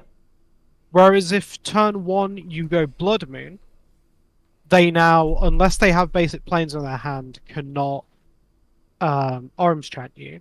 And even if they do, they also need exactly basic Island in their hand to then play Illusionist and kill you. Right? Yeah, no, that is a really fair point. I'm just like, maybe I should be playing this matchup more aggressively then. I think I'm giving my opponent, maybe I'm just giving Cephalid Breakfast too much time to build their combo together, because I mean, we'll play it out yeah. I'm an R for a minute and go, what should I play? I think Fable makes a lot more sense in the time when they weren't playing Orms chant. Yeah. And you could do your stuff at sorcery speed. Yeah. The problem is now they've moved to being able to. There it is. Yeah. They've moved to being able to do stuff like that. Yeah. Which just. Yeah, I think this is probably a little bit on me not knowing the list fully, which is completely reasonable. Yeah, there's been some big changes in the archetype. Well, they have to stop playing. They have to not be bowmastered. So I feel actually like I see that. I just want to pause here. I mean, it's good they didn't have a second land. It is good they didn't have a second land, but I think in this moment I feel okay, because I'm just like, oh, you played Nomads, so you don't have anything. You're just sitting there with not a lot. So I'm feeling like, I think I let me check if I actually do Fury this. I think I attack. Do I Fury or do I just let it go? I think I do play Fury. Okay, I'm gonna pause there. So, again, the question comes up of Trinisphere versus Blood Moon. Yeah. And also the Fury doesn't make much sense to me. Yeah, I think this was a bit trigger happy for me. Because getting rid of Nomads is whatever. Yeah. And if they have Illusionist, you're still dead, because there's Shuko on the board. Yes. If there was only Nomads Encore, then yeah, Fury makes a lot of sense. But it doesn't actually change anything. No, it doesn't. And I think I recognise this. What did you pitch to Fury? Also, I pitched Goblin Rabblemaster, which I shouldn't have done. That was bad. Yeah, I think it's either the Blood Moon or the other Fury, Yeah. right? I think Because Rebel Master's what kills them the yeah. I'm quickest. surprised they fought. I think they would have still forced the Blood Moon, even if I played Blood Moon this turn. Yeah, yeah, I agree. Um, So I think they probably drew that. Well, I mean, they may have had it. I don't ask. But yeah, I mean, I maybe Trinisphere's best because it guarantees your Blood Moon the next turn. yeah. Like, maybe that's actually correct. All right. So let's do this. So I this. just kind of disagree with the Fury, I think. Yeah. All right. So we play this, and Aegis brainstorms. Yep. And plays land. Yeah. And now I'm like, okay, well, this is fine. They played Brainstorm. I now play Blood Moon. They force it. So, this is... Okay. This is where I get... Not get the suspicion, but I... In reflection, should have been worried, but I wasn't, because I thought I had the game in hand. Because I'll tell you for why. See, when I got to this point and they force of willed that, my brain instantly went, "Oh, you're dead." Well, so, well, I mean, yes, I end up losing this game, but in my mind, I genuinely thought, you have sod all. You've brainstormed and you've played land. You've gone go. You've got nothing in hand. If you just go ponder or anything or just pass, I play Fury. I make another Fury. You die. Like, that was my line. That I had planned those 2 turns. I was like, you're a 9. I'll play Fury. You'll pass the turn. You'll die. In 2 turns, they were dead in my head. So so this is where, like, I attack, I go to 9, I make 2 more mana, I go, great, I've got mana for Fury next turn, and I've got mana for 1, 2, 3, 4. Would I have had mana? Would I have had mana? Hold on, wait, stop. Would I have had mana? Would I have had mana? Hold on, I think I'm an idiot.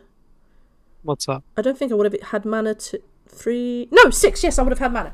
Yes, my line was correct. Sorry, I was counting the mana. I was like 1, 2, 3, 4, 5. Yeah. Sorry, I would have had mana. So when they fetch, I then go, oh, okay. Yeah. But okay, hear me out on this. I'm trying not to get defensive, because I feel like in this moment I got a bit like, nice top deck Aegis, and like, it wasn't a top deck. I know it wasn't, but this is something that I know I do when I have zeroed in on, like, I have won the game. I've zeroed in, so when this stuff happens, I get it stings. Do you know what I mean? That makes sense? It stings. Because my brain has gone so... I have planned everything out. I'm like, there is nothing they possibly could have. Mm-hmm. And then you lose. And then I'm like, I did everything I possibly could. I don't know what else I could have done. Yeah, but I also recognize that, like, had we just played Blood Moon on turn 1,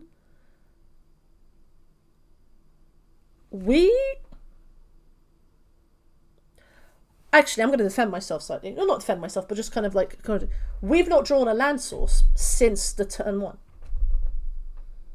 We've drawn a second Chrome Mox, but yeah, you're right. We've drawn. Which is interesting.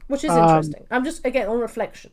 It's one of those things where, like, Blood Moon on turn 1 probably wins in this exact game, but it's whether it wins in all the games. Overall, like, the vast majority of games. It's like a completely different question. Yeah.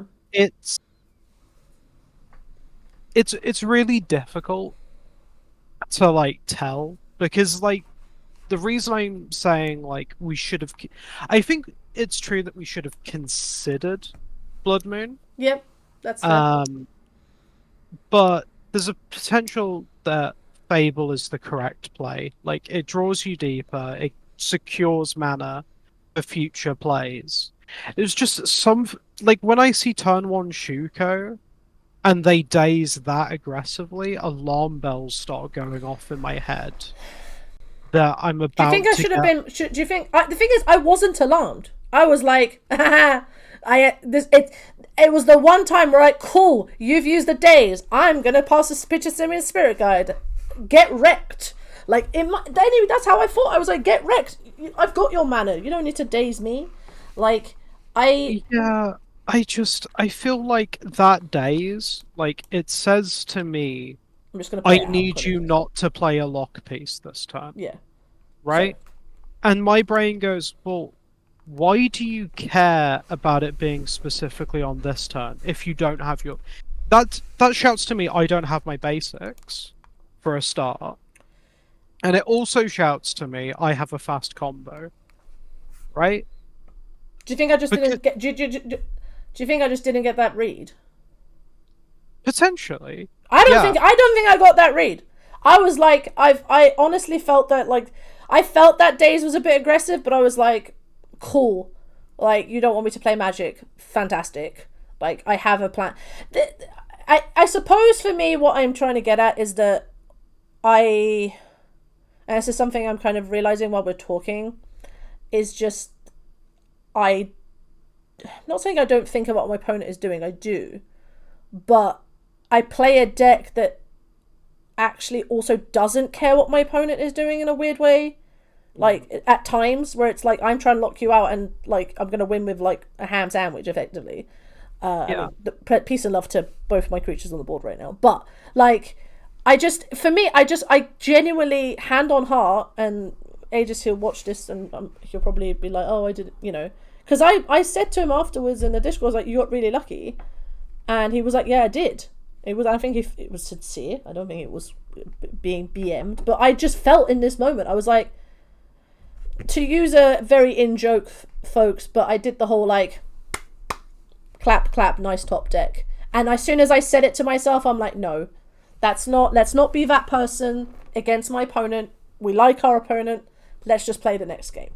But there was a sting in me that I was like, what have I done? But now we've discussed this game, I've realized that had I just either played Blood Moon turn 1 or played Blood Moon at some point in the game, maybe this would not happen. I mean, they did draw Basic Island, but that's because they had Polluted Delta. If we had Blood Moon, they wouldn't have done Polluted Delta. The other consideration as well, though, is like turn one Goblin Rabble Master, right? Like, Yeah. if you don't want to commit to being like locked out of the game, they can't kill you turn 2 because they've dazed. It makes me think they're going to go Orange Chant on your turn 2 and then kill you, but let's assume they can't do that, right? Like, let's say they have to get to like 2 mana. Yeah. The fun thing is you can just go Goblin Rabble Master and then you can Blood Moon, and you don't care if both of you can never cast a spell again. Yeah, because I have a Goblin Rabble Master, I'm going to win the game. Exactly, yeah. Yeah.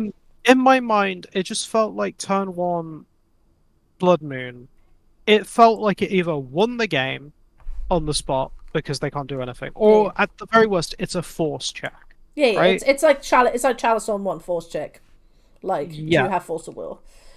Yeah, I think this is a game where I this and that this is interesting decision trees and decision points where like I felt that I had this game won, but I didn't, and because I've the decisions I'd made, 3 or 4 turns prior, and that's kind of this is kind of the contract you make with a deck like this. Is like, the decision tree line I made did not win against this specific game state, but I think it would have probably done quite well. I think this is one of those where you take it to like your community, right? Yeah. You take it to the mono red stompy people. You're like, I have what did I do? What did I do? Would you do the same? Genuinely, I think that is probably one of the most important decisions you made in like this entire thing, and that's one of the ones where we need to know whether what you did was right and you got a bit unlucky, or whether what you did was just incorrect. Yeah. Like, Moon Stompy community, please tell me in the comments if I did this correctly or not. I genuinely think you ping XJ after this, and you're like, please help. Just watch this. Just I watch think- this, and tell me if I did this correctly. Yeah, Yeah. I think that's one of the most important decisions of this entire challenge. I will do that. We will chat to fellow Blood Freeze. Okay, so we did this against. We did this. Is there enough? This is obviously game 1. Is there anything in game 2 and 3 that are interesting or? There's a game 2 bit and there's a game 3 bit. Okay, so shall I pop into game 2 and game 3? Okay, cool. All right, so game 2, I'll win. I'm just giving you a bit of a heads up. Okay, so am I just playing? I'm just playing out. Yeah. All right. Oh, we got a license test. I was like, oh, this is good. Yeah, this hand's really, really good. Yeah. It's a bit land heavy actually in hindsight, but I think against Cephalo Breakfast, I think that's probably not the worst. Especially when you've got like a Blood Moon. Like, you're going to want to play equip Blood Moon and you want to make sure you're hitting your land drops. So. Okay. To get their basic. I love that. I love that. Alright. Okay, so then we just do this. This is fairly standard stuff. They get prismatic ending on my chalice. I'm like, sure. Oh yeah, I did do that. Okay, I'm just double checking. I did use my unlicensed test.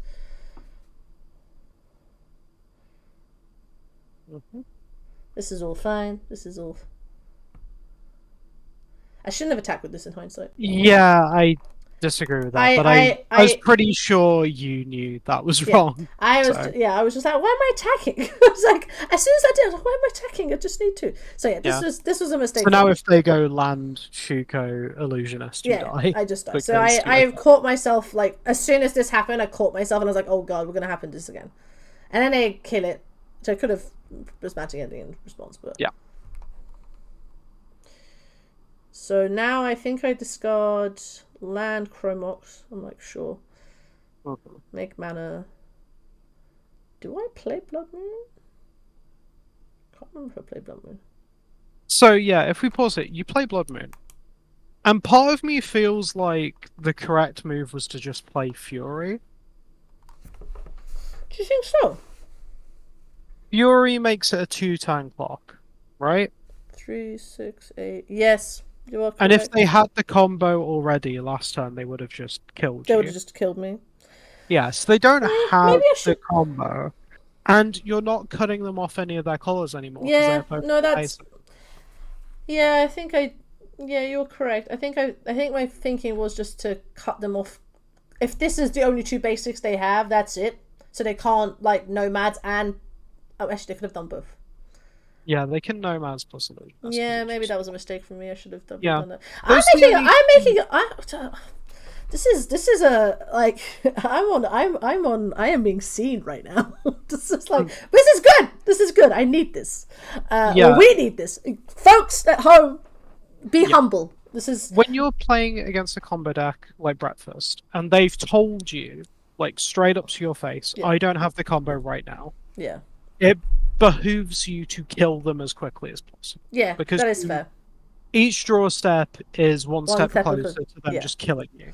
Yeah, agreed. So Blood Moon is fun, but I think it's just you need to go for the line that kills them as quickly as possible. That's fair. And that is completely reasonable. I think for me, I was just trying to cut them off any more mana to stop them, like, double spelling and doing all that kind of stuff. But I think the line of just playing Fury is just better. Yeah. So that's fine. So then we just lay this out. They play Brainstorm. I'm like, okay, cool. So I'm not dead. And then they go Tundra Pass, and I'm like, okay, cool. I'm still not dead. I'm wondering why I'm drawing all this land. So now I play Fury. Yeah, they would. Yeah, because then I play Fury. If I play Fury, then they're on 7. They're on 3. You also didn't play the Fury. I didn't play the Fury. I'll tell you why. Actually, I can tell you exactly why I didn't play it. I wanted to do the double hit I wanted to play Fury. Actually, I could have just done that before. Why did I not play this? Yeah, like if you just play it, I should have just played it. I didn't play it. Oh, I didn't play it. I should have played it. I should have just had this creature on the board rather than get cute. Yeah. Oh, okay. And then also you do have instant speed interaction with a Fury on the board because you can copy reflection. Yeah, exactly. I just copy it and just. So we played this illusionist. I'm like, okay, well that's fine. We knew about that from step through. Yeah. Yeah, if I played this, I would have had like 2 to 3 Furies. Yeah. Yeah. I mean, this is. Go to yeah. Oh yeah, you're right. I would have killed them this turn. That is 100% true. Interesting. Oh, they mean they concede, but yeah, that's interesting. Yeah, I should have played Fury. I think there's like an issue when you play purely off intuition, where you make a lot of like really good decisions really quickly, which is great. Yeah. But I think what happens is cards become like single modal in your mind. Like you're like, this Fury is purely a removal spell when I have the reflection thing going on. Yeah, just instead of it's a free double strike that kills people real quick. Yeah, it does. Like it's hard to explain, but I think that's what's happening is like your intuition is shortcutting cards to their most common use instead of everything the card can do. Here's a list of everything that this card does. Yeah, and that's completely fair and reasonable. And I think that especially when you're, I have no criticism. I think because you're a very, very strong intuitive player, you can do the fun thing where, like, for the first 2 or 3 turns, you can really take your time. Yeah. Because you, as a player, will then be able to play the rest of the game very, very quickly, and you'll never run into clock trouble. No. The issue is right now that you're playing entire rounds on fast mode, right? You want to play on slow mode at critical moments and fast mode for the rest of the time, so you have time to be slow on those critical moments. Right? Yeah, no, that's true, and this is something I've caught. It's something in paper happens more than online, because I get very. I think subconsciously my brain is like, we have a clock. Folks, if you've seen us on the channel, we go time quite a lot because we're playing decks we don't know. But like, I think that subconsciously in my head is like, well, you just need to play the game at a reasonable pace. When actually taking an extra 30 seconds is still a reasonable pace. Obviously, I come from chess, where we have chess clocks, so running out of time actually would only ever punish you, right?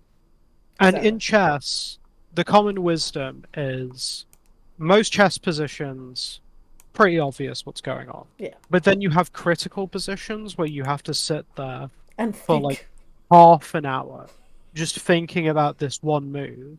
Yeah. That will then dictate like the next bunch of moves that you will play very, very quickly. Yeah. It's a more condensed version of this in Magic, and when you play a deck like Sompi, because it has the luxury of winning the game very, very quickly. Oh, it does. You can afford to take the time. Yeah. You can sit there for a little bit and be like, okay, so for my first 2 turns, I'm doing this, then this, and you can like double check it. A bunch of times, because once you're through those critical things, you're kind of just like, oh, I drew this, I play it, hit you. Oh, I drew this, I play it, hit you. Right? It doesn't become that complicated. No, it doesn't become complicated. You have to. I think Phil Gallagher. We spoke about this when he was on.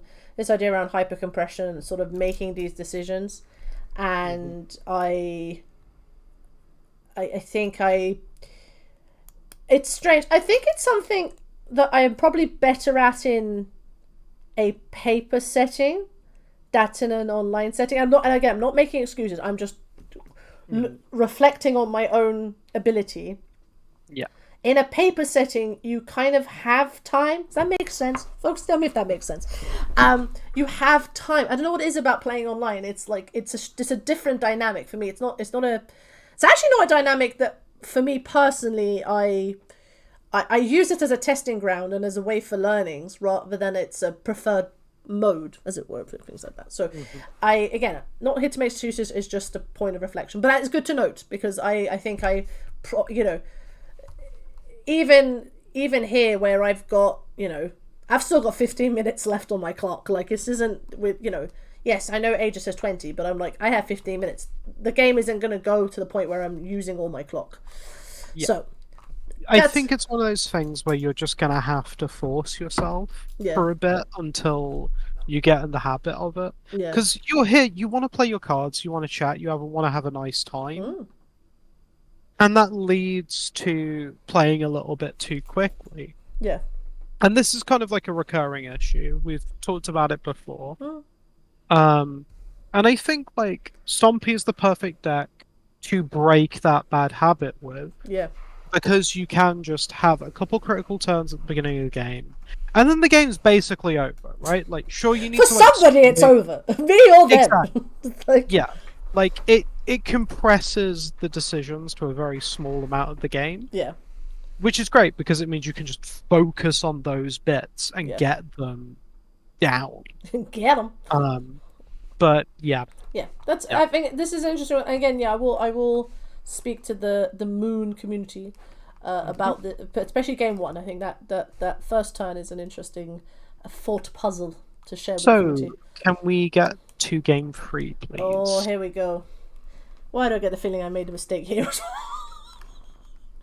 Oh, people make mistakes in every game of Magic they play. There's going to be ones we haven't caught. Like, there's always improvement in Magic. I keep this. This sounds great. Okay. Yeah, that makes complete sense to me. You've got combo interaction, and you've got, like, ways to punish them if they're greedy with their lands. No mounts. Okay. They gets forced.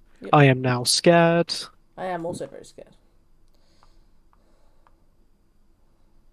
The attack for 1. Okay, they don't have the combo. That's good to know. Right, pause. Oh, pause. Pause! Why Shatter Skull Smashing under Chrome Mox?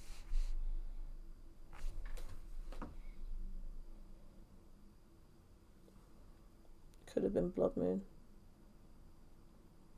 Should have been Blood Moon. So I'm thinking, like, should it have been a surplus moon effect? Because also there's the argument that you think maybe you thought that a moon effect's going to get countered and you really want a moon effect, so you play 2 of them.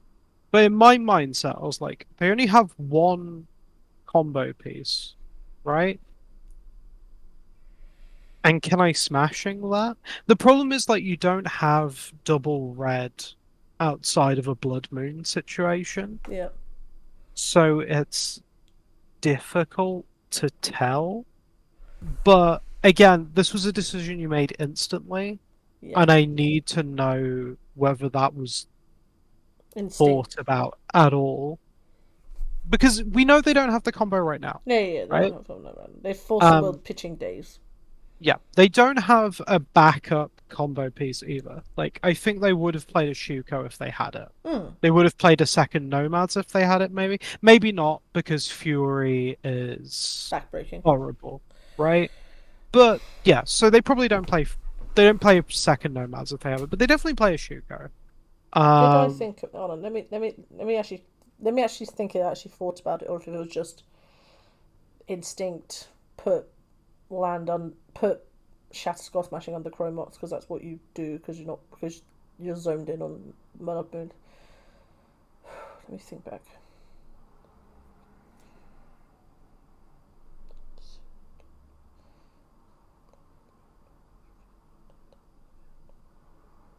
So I'm taking go to 10 to kill a Nomad. Go down to Blood Moon. Let me think. I'm literally just trying to figure out if I did think about this, or if I'm now going, no, I didn't. If I had thought about it, what I would have done. So, had I not put this under, I'd have probably put...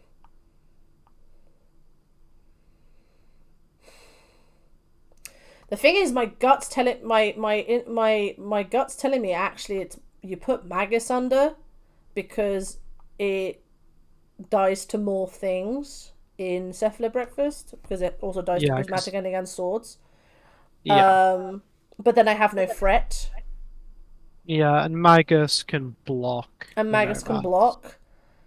Yeah, So then double Blood Moon makes sense because then you have the razzle dazzle. Um, but then now you've said about this thing of me not thinking about the card as a double modal thing. Did I just put Shatter Skull under because it's a thing to pitch to Chrome Mox? And honestly, yeah, right now that is my Like, you know what? I'm just gonna admit it. Yes, I just pitched it to Chrome Mox.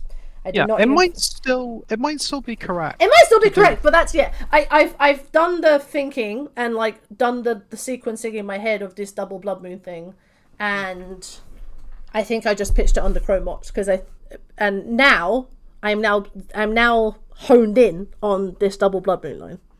Yeah, so I think this is another situation where you have to take a screenshot and talk about it with the Stompy people. Yeah.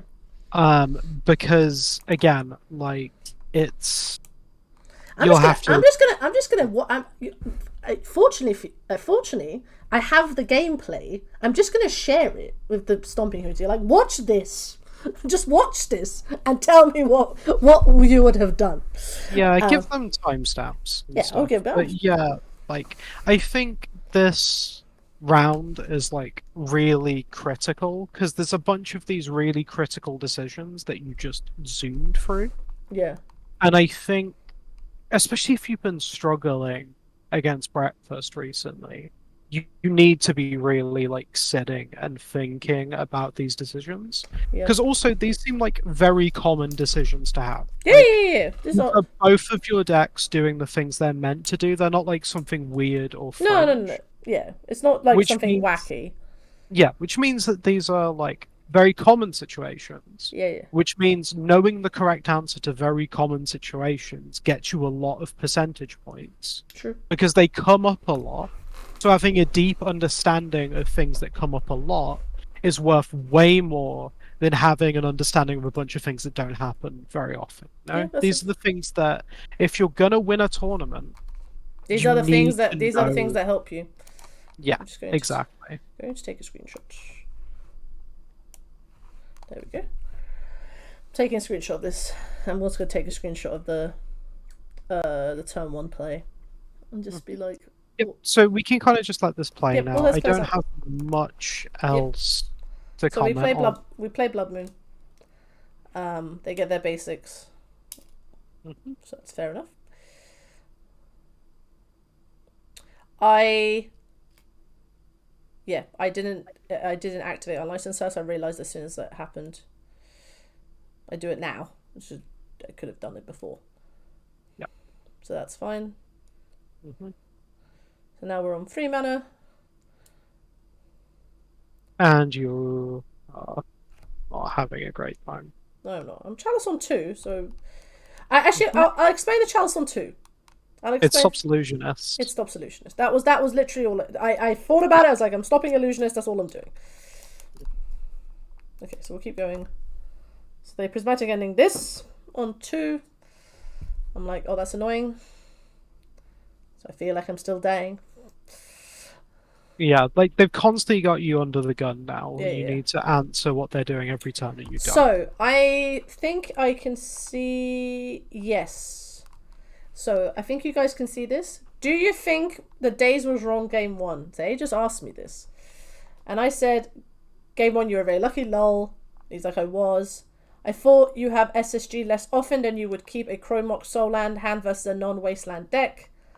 And then I said you were playing to not lose and stop me playing it. Stop me playing. Your read was correct. And then...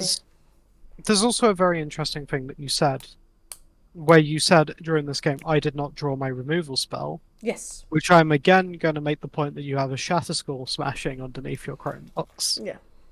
So that's also what kind of keyed me into thinking that maybe you didn't even think about Shatter Skull smashing being a castable removal spell if you play Blood Moon. Yeah. Which is, yeah. Yeah, because in my Like, head I was like Fiery Confluence, Dead Gone, Pyroblast. Like yeah, these are all things I can cast, but yeah, this Satcher Skull also is a removal spell when it needs to be. yeah. Fortunately, folks, this is as much as this I'm sounding a little bit sounding a bit reflective. Fortunately for our humble hero, Aegis has agreed to help me test this matchup and start to weave some of this stuff that we've spoken about out so I can actually get some practice in this matchup. So yes, we lose this matchup, but this matchup, I think, Sarah, I'm glad we spent most of this time with this matchup. I think this matchup was probably the most interesting and the more illuminating of the matchups, because I think that it gave a lot to talk about, and we've spoken about this matchup a lot, but I think it's interesting for people when they are reviewing themselves. And yes, I am taking a lot of humble pie right now and going, oh, actually, maybe I'm not. Maybe I am just mid and mediocre. But these are things we learn about and go, well, actually, this shatter source matching is right. What here. I want to talk about is like reviewing isn't about being mean to yourself. No, Reviewing is about looking at games, realizing, oh, I didn't really think about this. I didn't do this. I didn't do this, and then you need to take that and do something with it. Because a lot of people, the mistake they make is they just review their games, get really sad about it, and don't actually come up with a plan to implement what they messed up with. Yeah, that's true. That's very fair. So the rest of the challenge games, there's some interesting stuff in there, but I think this is the most we've gone over the most interesting games. Yeah, this is honestly the most interesting game in the whole challenge. And so there's like three kind of big takeaways and kind of things you need to learn how to do by next time, right? You got those two decisions that you're going to take to stompy people and talk to them about, which is great because I think that condenses a ton. You're getting in touch with people, you're making it a social thing, so you have some accountability, and also you're a very social person, you like talking to people. And you're gonna probably learn a bunch of stuff you didn't even consider by the way people answer that question of what they would do there. Right? So it's the game 1, turn 1. Yeah. And then it's the game 3, turn 4, I believe. No, turn 2. Turn 2. Game 3, turn 2. Yeah. And round 3. So I'm just writing this down so game 2, turn 4 was when you played Blood Moon over Fury. Yeah. 2. Yeah. So those are all like pretty deep decisions. These are all deep, folks. I'm just gonna be like, timestamp these. I fortunately have the raw video, so I'm probably just gonna show the raw video rather than show us this. But people, if you are watching, tell us in the comments how you would have done it differently. So that'd be lovely to be intrigued. If you are like a coaching client of mine, the homework I would give you is take those two decisions, take them to the Stompy community, get them reviewed. Three decisions. I got a whole game. Take those decisions, get them reviewed. Yeah. For your turns 1, 2, and 3, for the next bunch of games that you play, you are not allowed to do your turn in under 1 minute. I'm like straight up banning you from doing that. You have to sit there. I gotta sit there for a minute. You have to sit there and think about your turn 1 decision for at least like 40 seconds before you play it. And I mean, like, you need to reason it out. I don't care how obvious it is. I don't care. I need to talk it out. I need to physically talk this out and work it out. Yeah. We need to break your habit of just skipping through these highly influential decisions, because for God's sake, like, game 1 of this round, we spent like 10 minutes talking about that, and it was a decision you made in like 5 seconds. We just didn't think about it quite enough. That's right. That also came up in round 2 in game 1, where you just didn't think about them having bowmasters or opposition agents. That's also fair. Yeah, that's just again, like, just you skip straight. You were like, "Oh, I'm going to attack anyway, so I'll just do it." Yeah, just I'm here. I'm committed now, so we're going to flaunt. We're just turning men sideways. And again, makes sense. Like, it's one of those where when I say think, I mean like on your draw step, you stop and you think. Like, I should put my draw step back on. I'm a big I'm a big believer in you shouldn't do anything until you know what you want to do for the entire turn. Yeah. Like, you just shouldn't. Like, even if it's like, okay, I'm probably going to do this or this, but I want to attack first to get more information, that's fine. Yeah. But you do have to have factored in. Like, if you had thought that through, you would have just attacked with the goblins, Yeah, I yeah. I think. would have been like, well, I think they've. Why would you have 4 mana open unless you have a flash threat? What flash threats do they have? Opposition agent or bowmasters? Okay. Yeah. Do I want to put my goblin ravenmaster under any of those things? No, I do not. I just attack with the goblins. If I get a chump block off of an army, great. They're only going to have a 1/1. If it's opposition agent, well, I attack with Goblin Rabblemaster the following turn, and I offer a trade or whatever. Like I'll get to that point eventuality. Your deck's powerful enough. You've crafted it well. You have a good idea of how you're sideboarding. Yeah. You have like a bunch of good ideas about what is right and what's strong in the metagame. You've just got these couple bad habits They are that bad are habits. really that are going to be really hard to break because they're a habit, and they're gonna really hold you back, unfortunately. Yes, I've watched you play the mono white initiative deck when it was broken, and you used to take longer on your first turns than you do now, and that was very true. Very true. I thought that deck was so good. But that's the thing, because you took longer on your first turns, you made the correct decision for that deck, and so you won tournaments, right? That is true. Now you're playing. Now you're playing this. Yeah.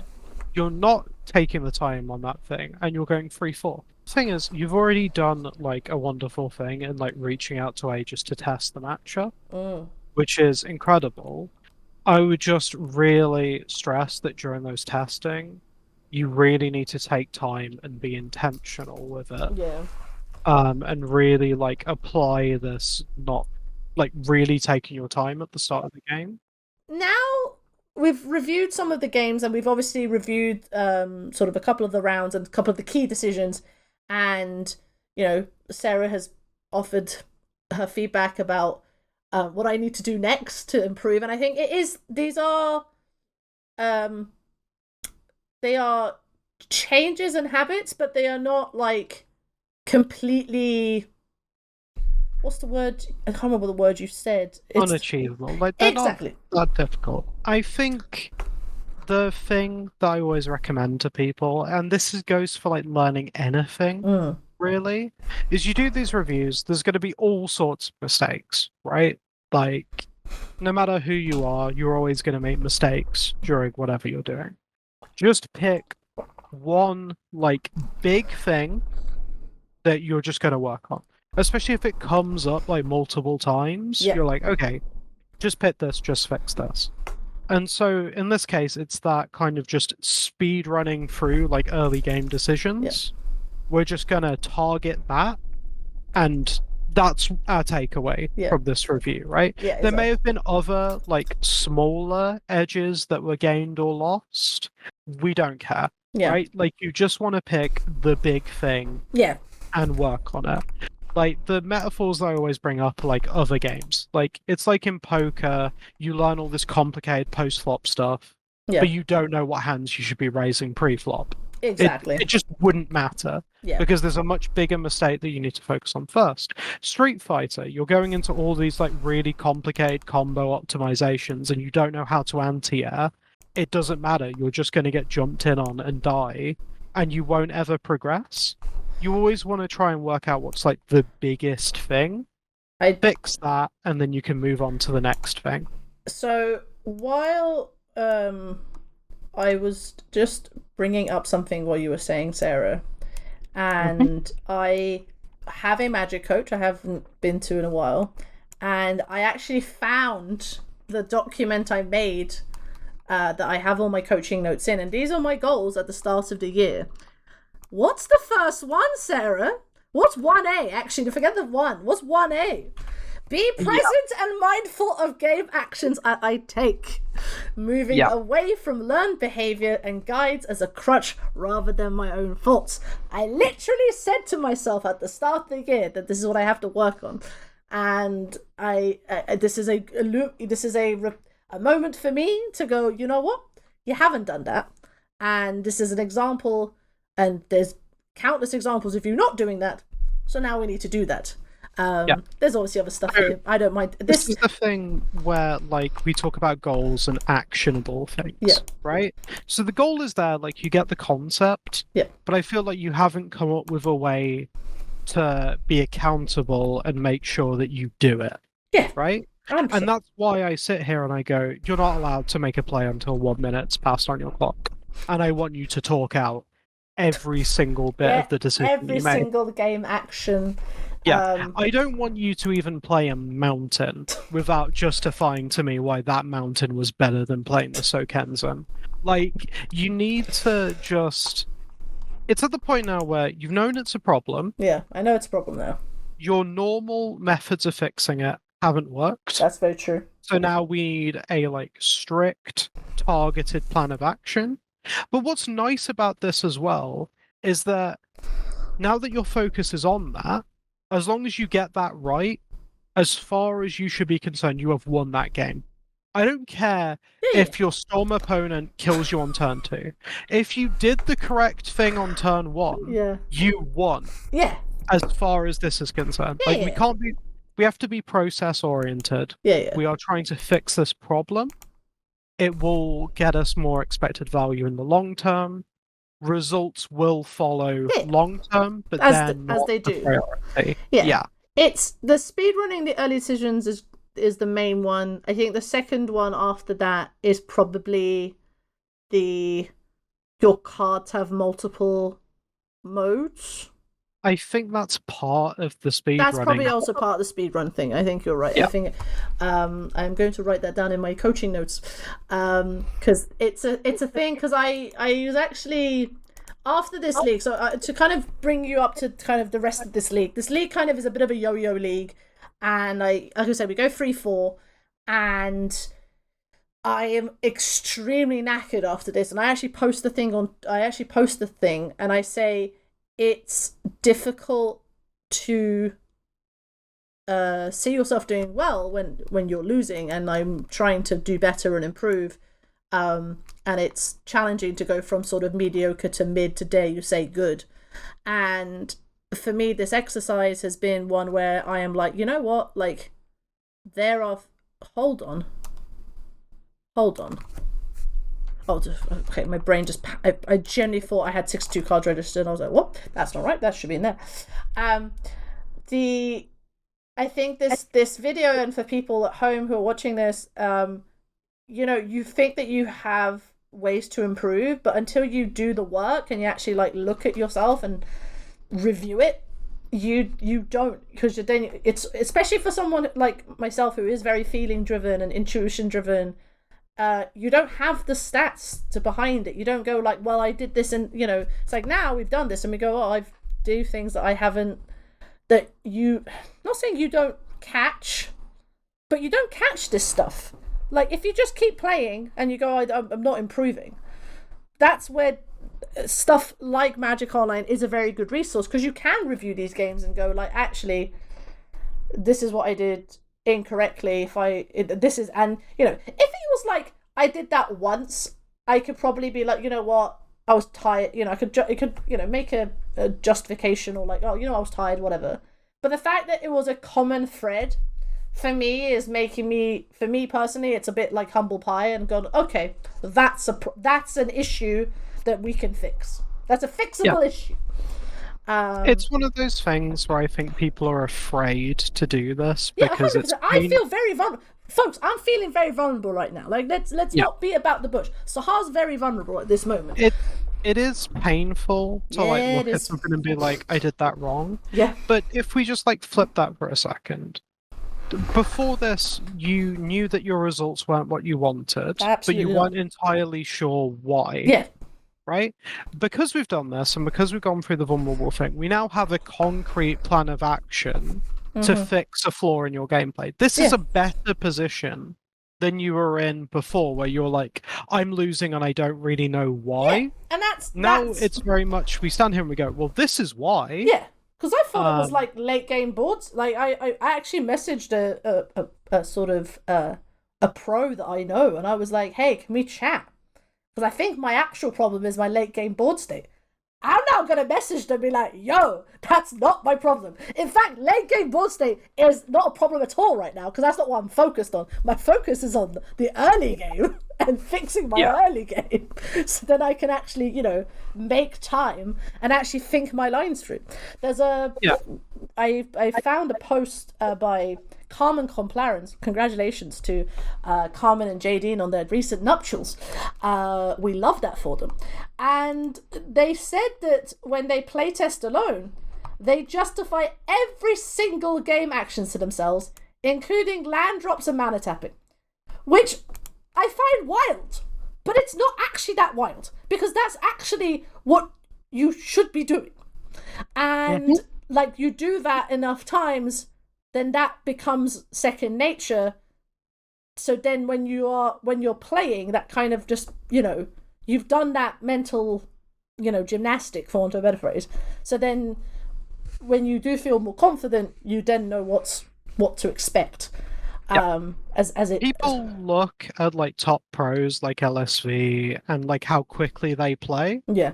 The reason they can play that quickly is because they played like thousands of games slowly. Yeah. Like, you watch Reduke, because Reduke does this wonderful thing at the Pro Tour. I love it. Where he will have like what you think is a straightforward decision, and he will sit there for 30 seconds. Yeah. Think about it, and then he executes the rest of his turn in 5 seconds. Yeah. But what he's been doing is he's just been sitting there thinking through everything, and then he just executes quickly. Yeah. And that often ends up just as quick as people who go, oh, quick decision, short think, quick decision, short think, quick decision, short think. And is usually just way stronger. Yeah. So someone who did this at one of the Pro Tours, Daniel Gutschall, friend of the channel, Gokadat. Daniel Gutschall, at not this PT, the previous Pro Tour, just talk stuff out. You just start saying, well, I think you have this, I think you might have that, and this, and it's just, willing into the world what the turn will look like into his opponent at the Pro Tour. I found it hilarious, but in an interesting way. That's the way that he actualizes it, and I think that's something that I probably don't do enough, because it's and I think there are definitely legacy players, and I think players generally, not legacy players, but again, we talk about this in context of legacy. I think there are legacy players who do what I have done and then question why they don't improve, and then but they don't they're not doing this part of it.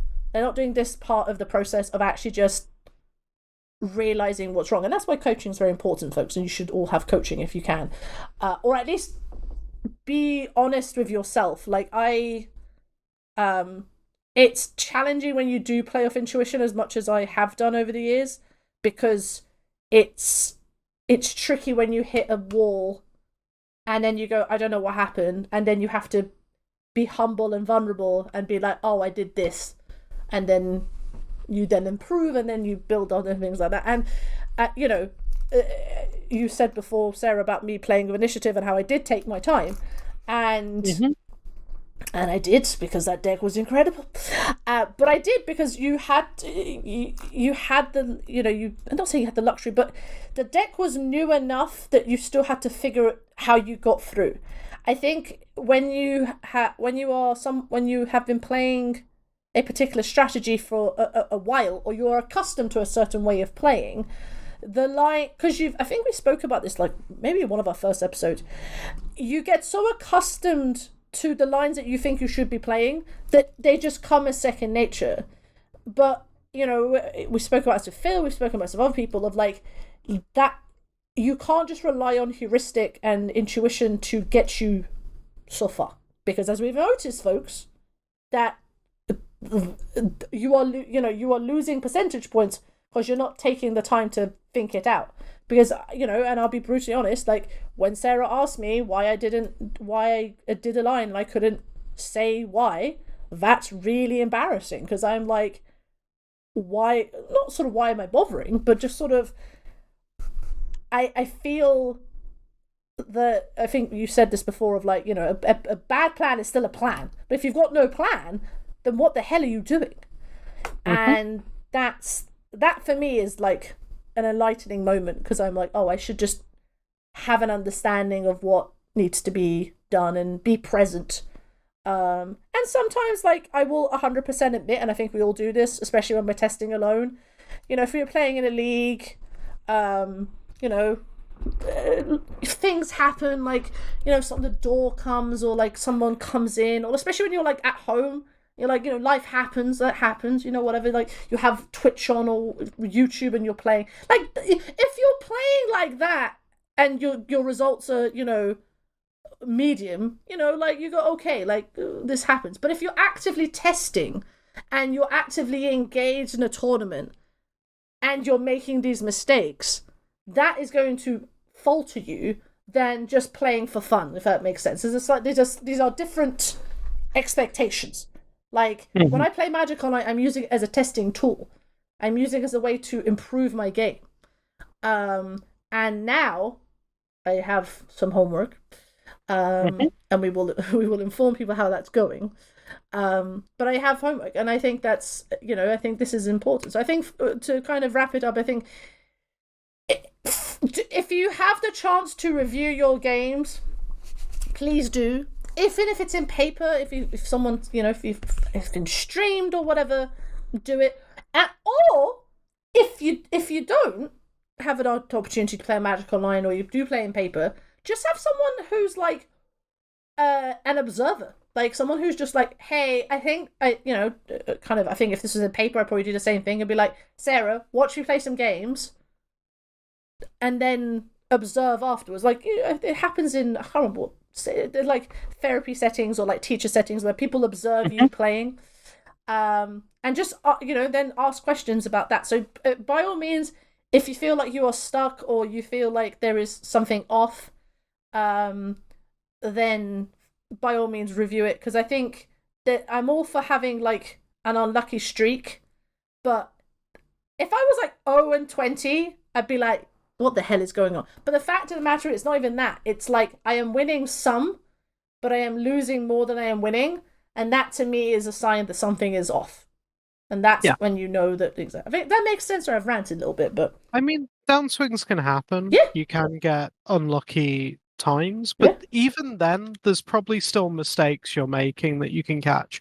Even when you're on your biggest win streak, there's going to be mistakes that you can catch. When I was playing Initiative, I made so many mistakes. I was winning a lot, but I was making a lot of mistakes. I think it's about a lot changing your mindset from results to process. Like, realizing there's always ways to get better, irrelevant of what your results are, and just enjoying the process of actually getting better is really positive. And I'm a big proponent of that. You know this. I'm not like, as much as I love winning and doing well, like, the journey is as important, because if you're losing but you're learning, that's still a net positive to your like experience, than just winning or not learning. Like, I won, like, we looked at a match, I won, but I still made mistakes, which my coach normally says to me, that doesn't mean you won, you lost that match. But by proxy, you won because of the result, but the actual match and how you played it means you lost. Yeah, that's what I mean when I said, like, as long as you do this, you can count that as a win. Exactly. Right? Like, we're now shifting from the actual result to applying something a bit better. And I genuinely think, like, whenever you have like a really tricky decision turn one that you're not sure about,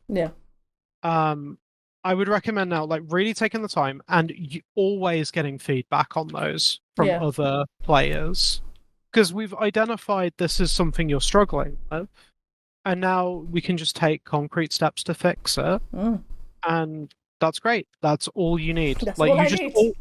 all you need to get ridiculously good at Magic is to work out what mistakes you're making and fix them. Like, it sounds so obvious, but like, if you don't make mistakes, you're gonna win a lot. Exactly. So stop making mistakes. Don't just say the variance gods got me. Because sometimes that does happen, but most of the time you did something that meant something else happened. The best Magic players keep getting good results at tournaments. Yeah, that's very true.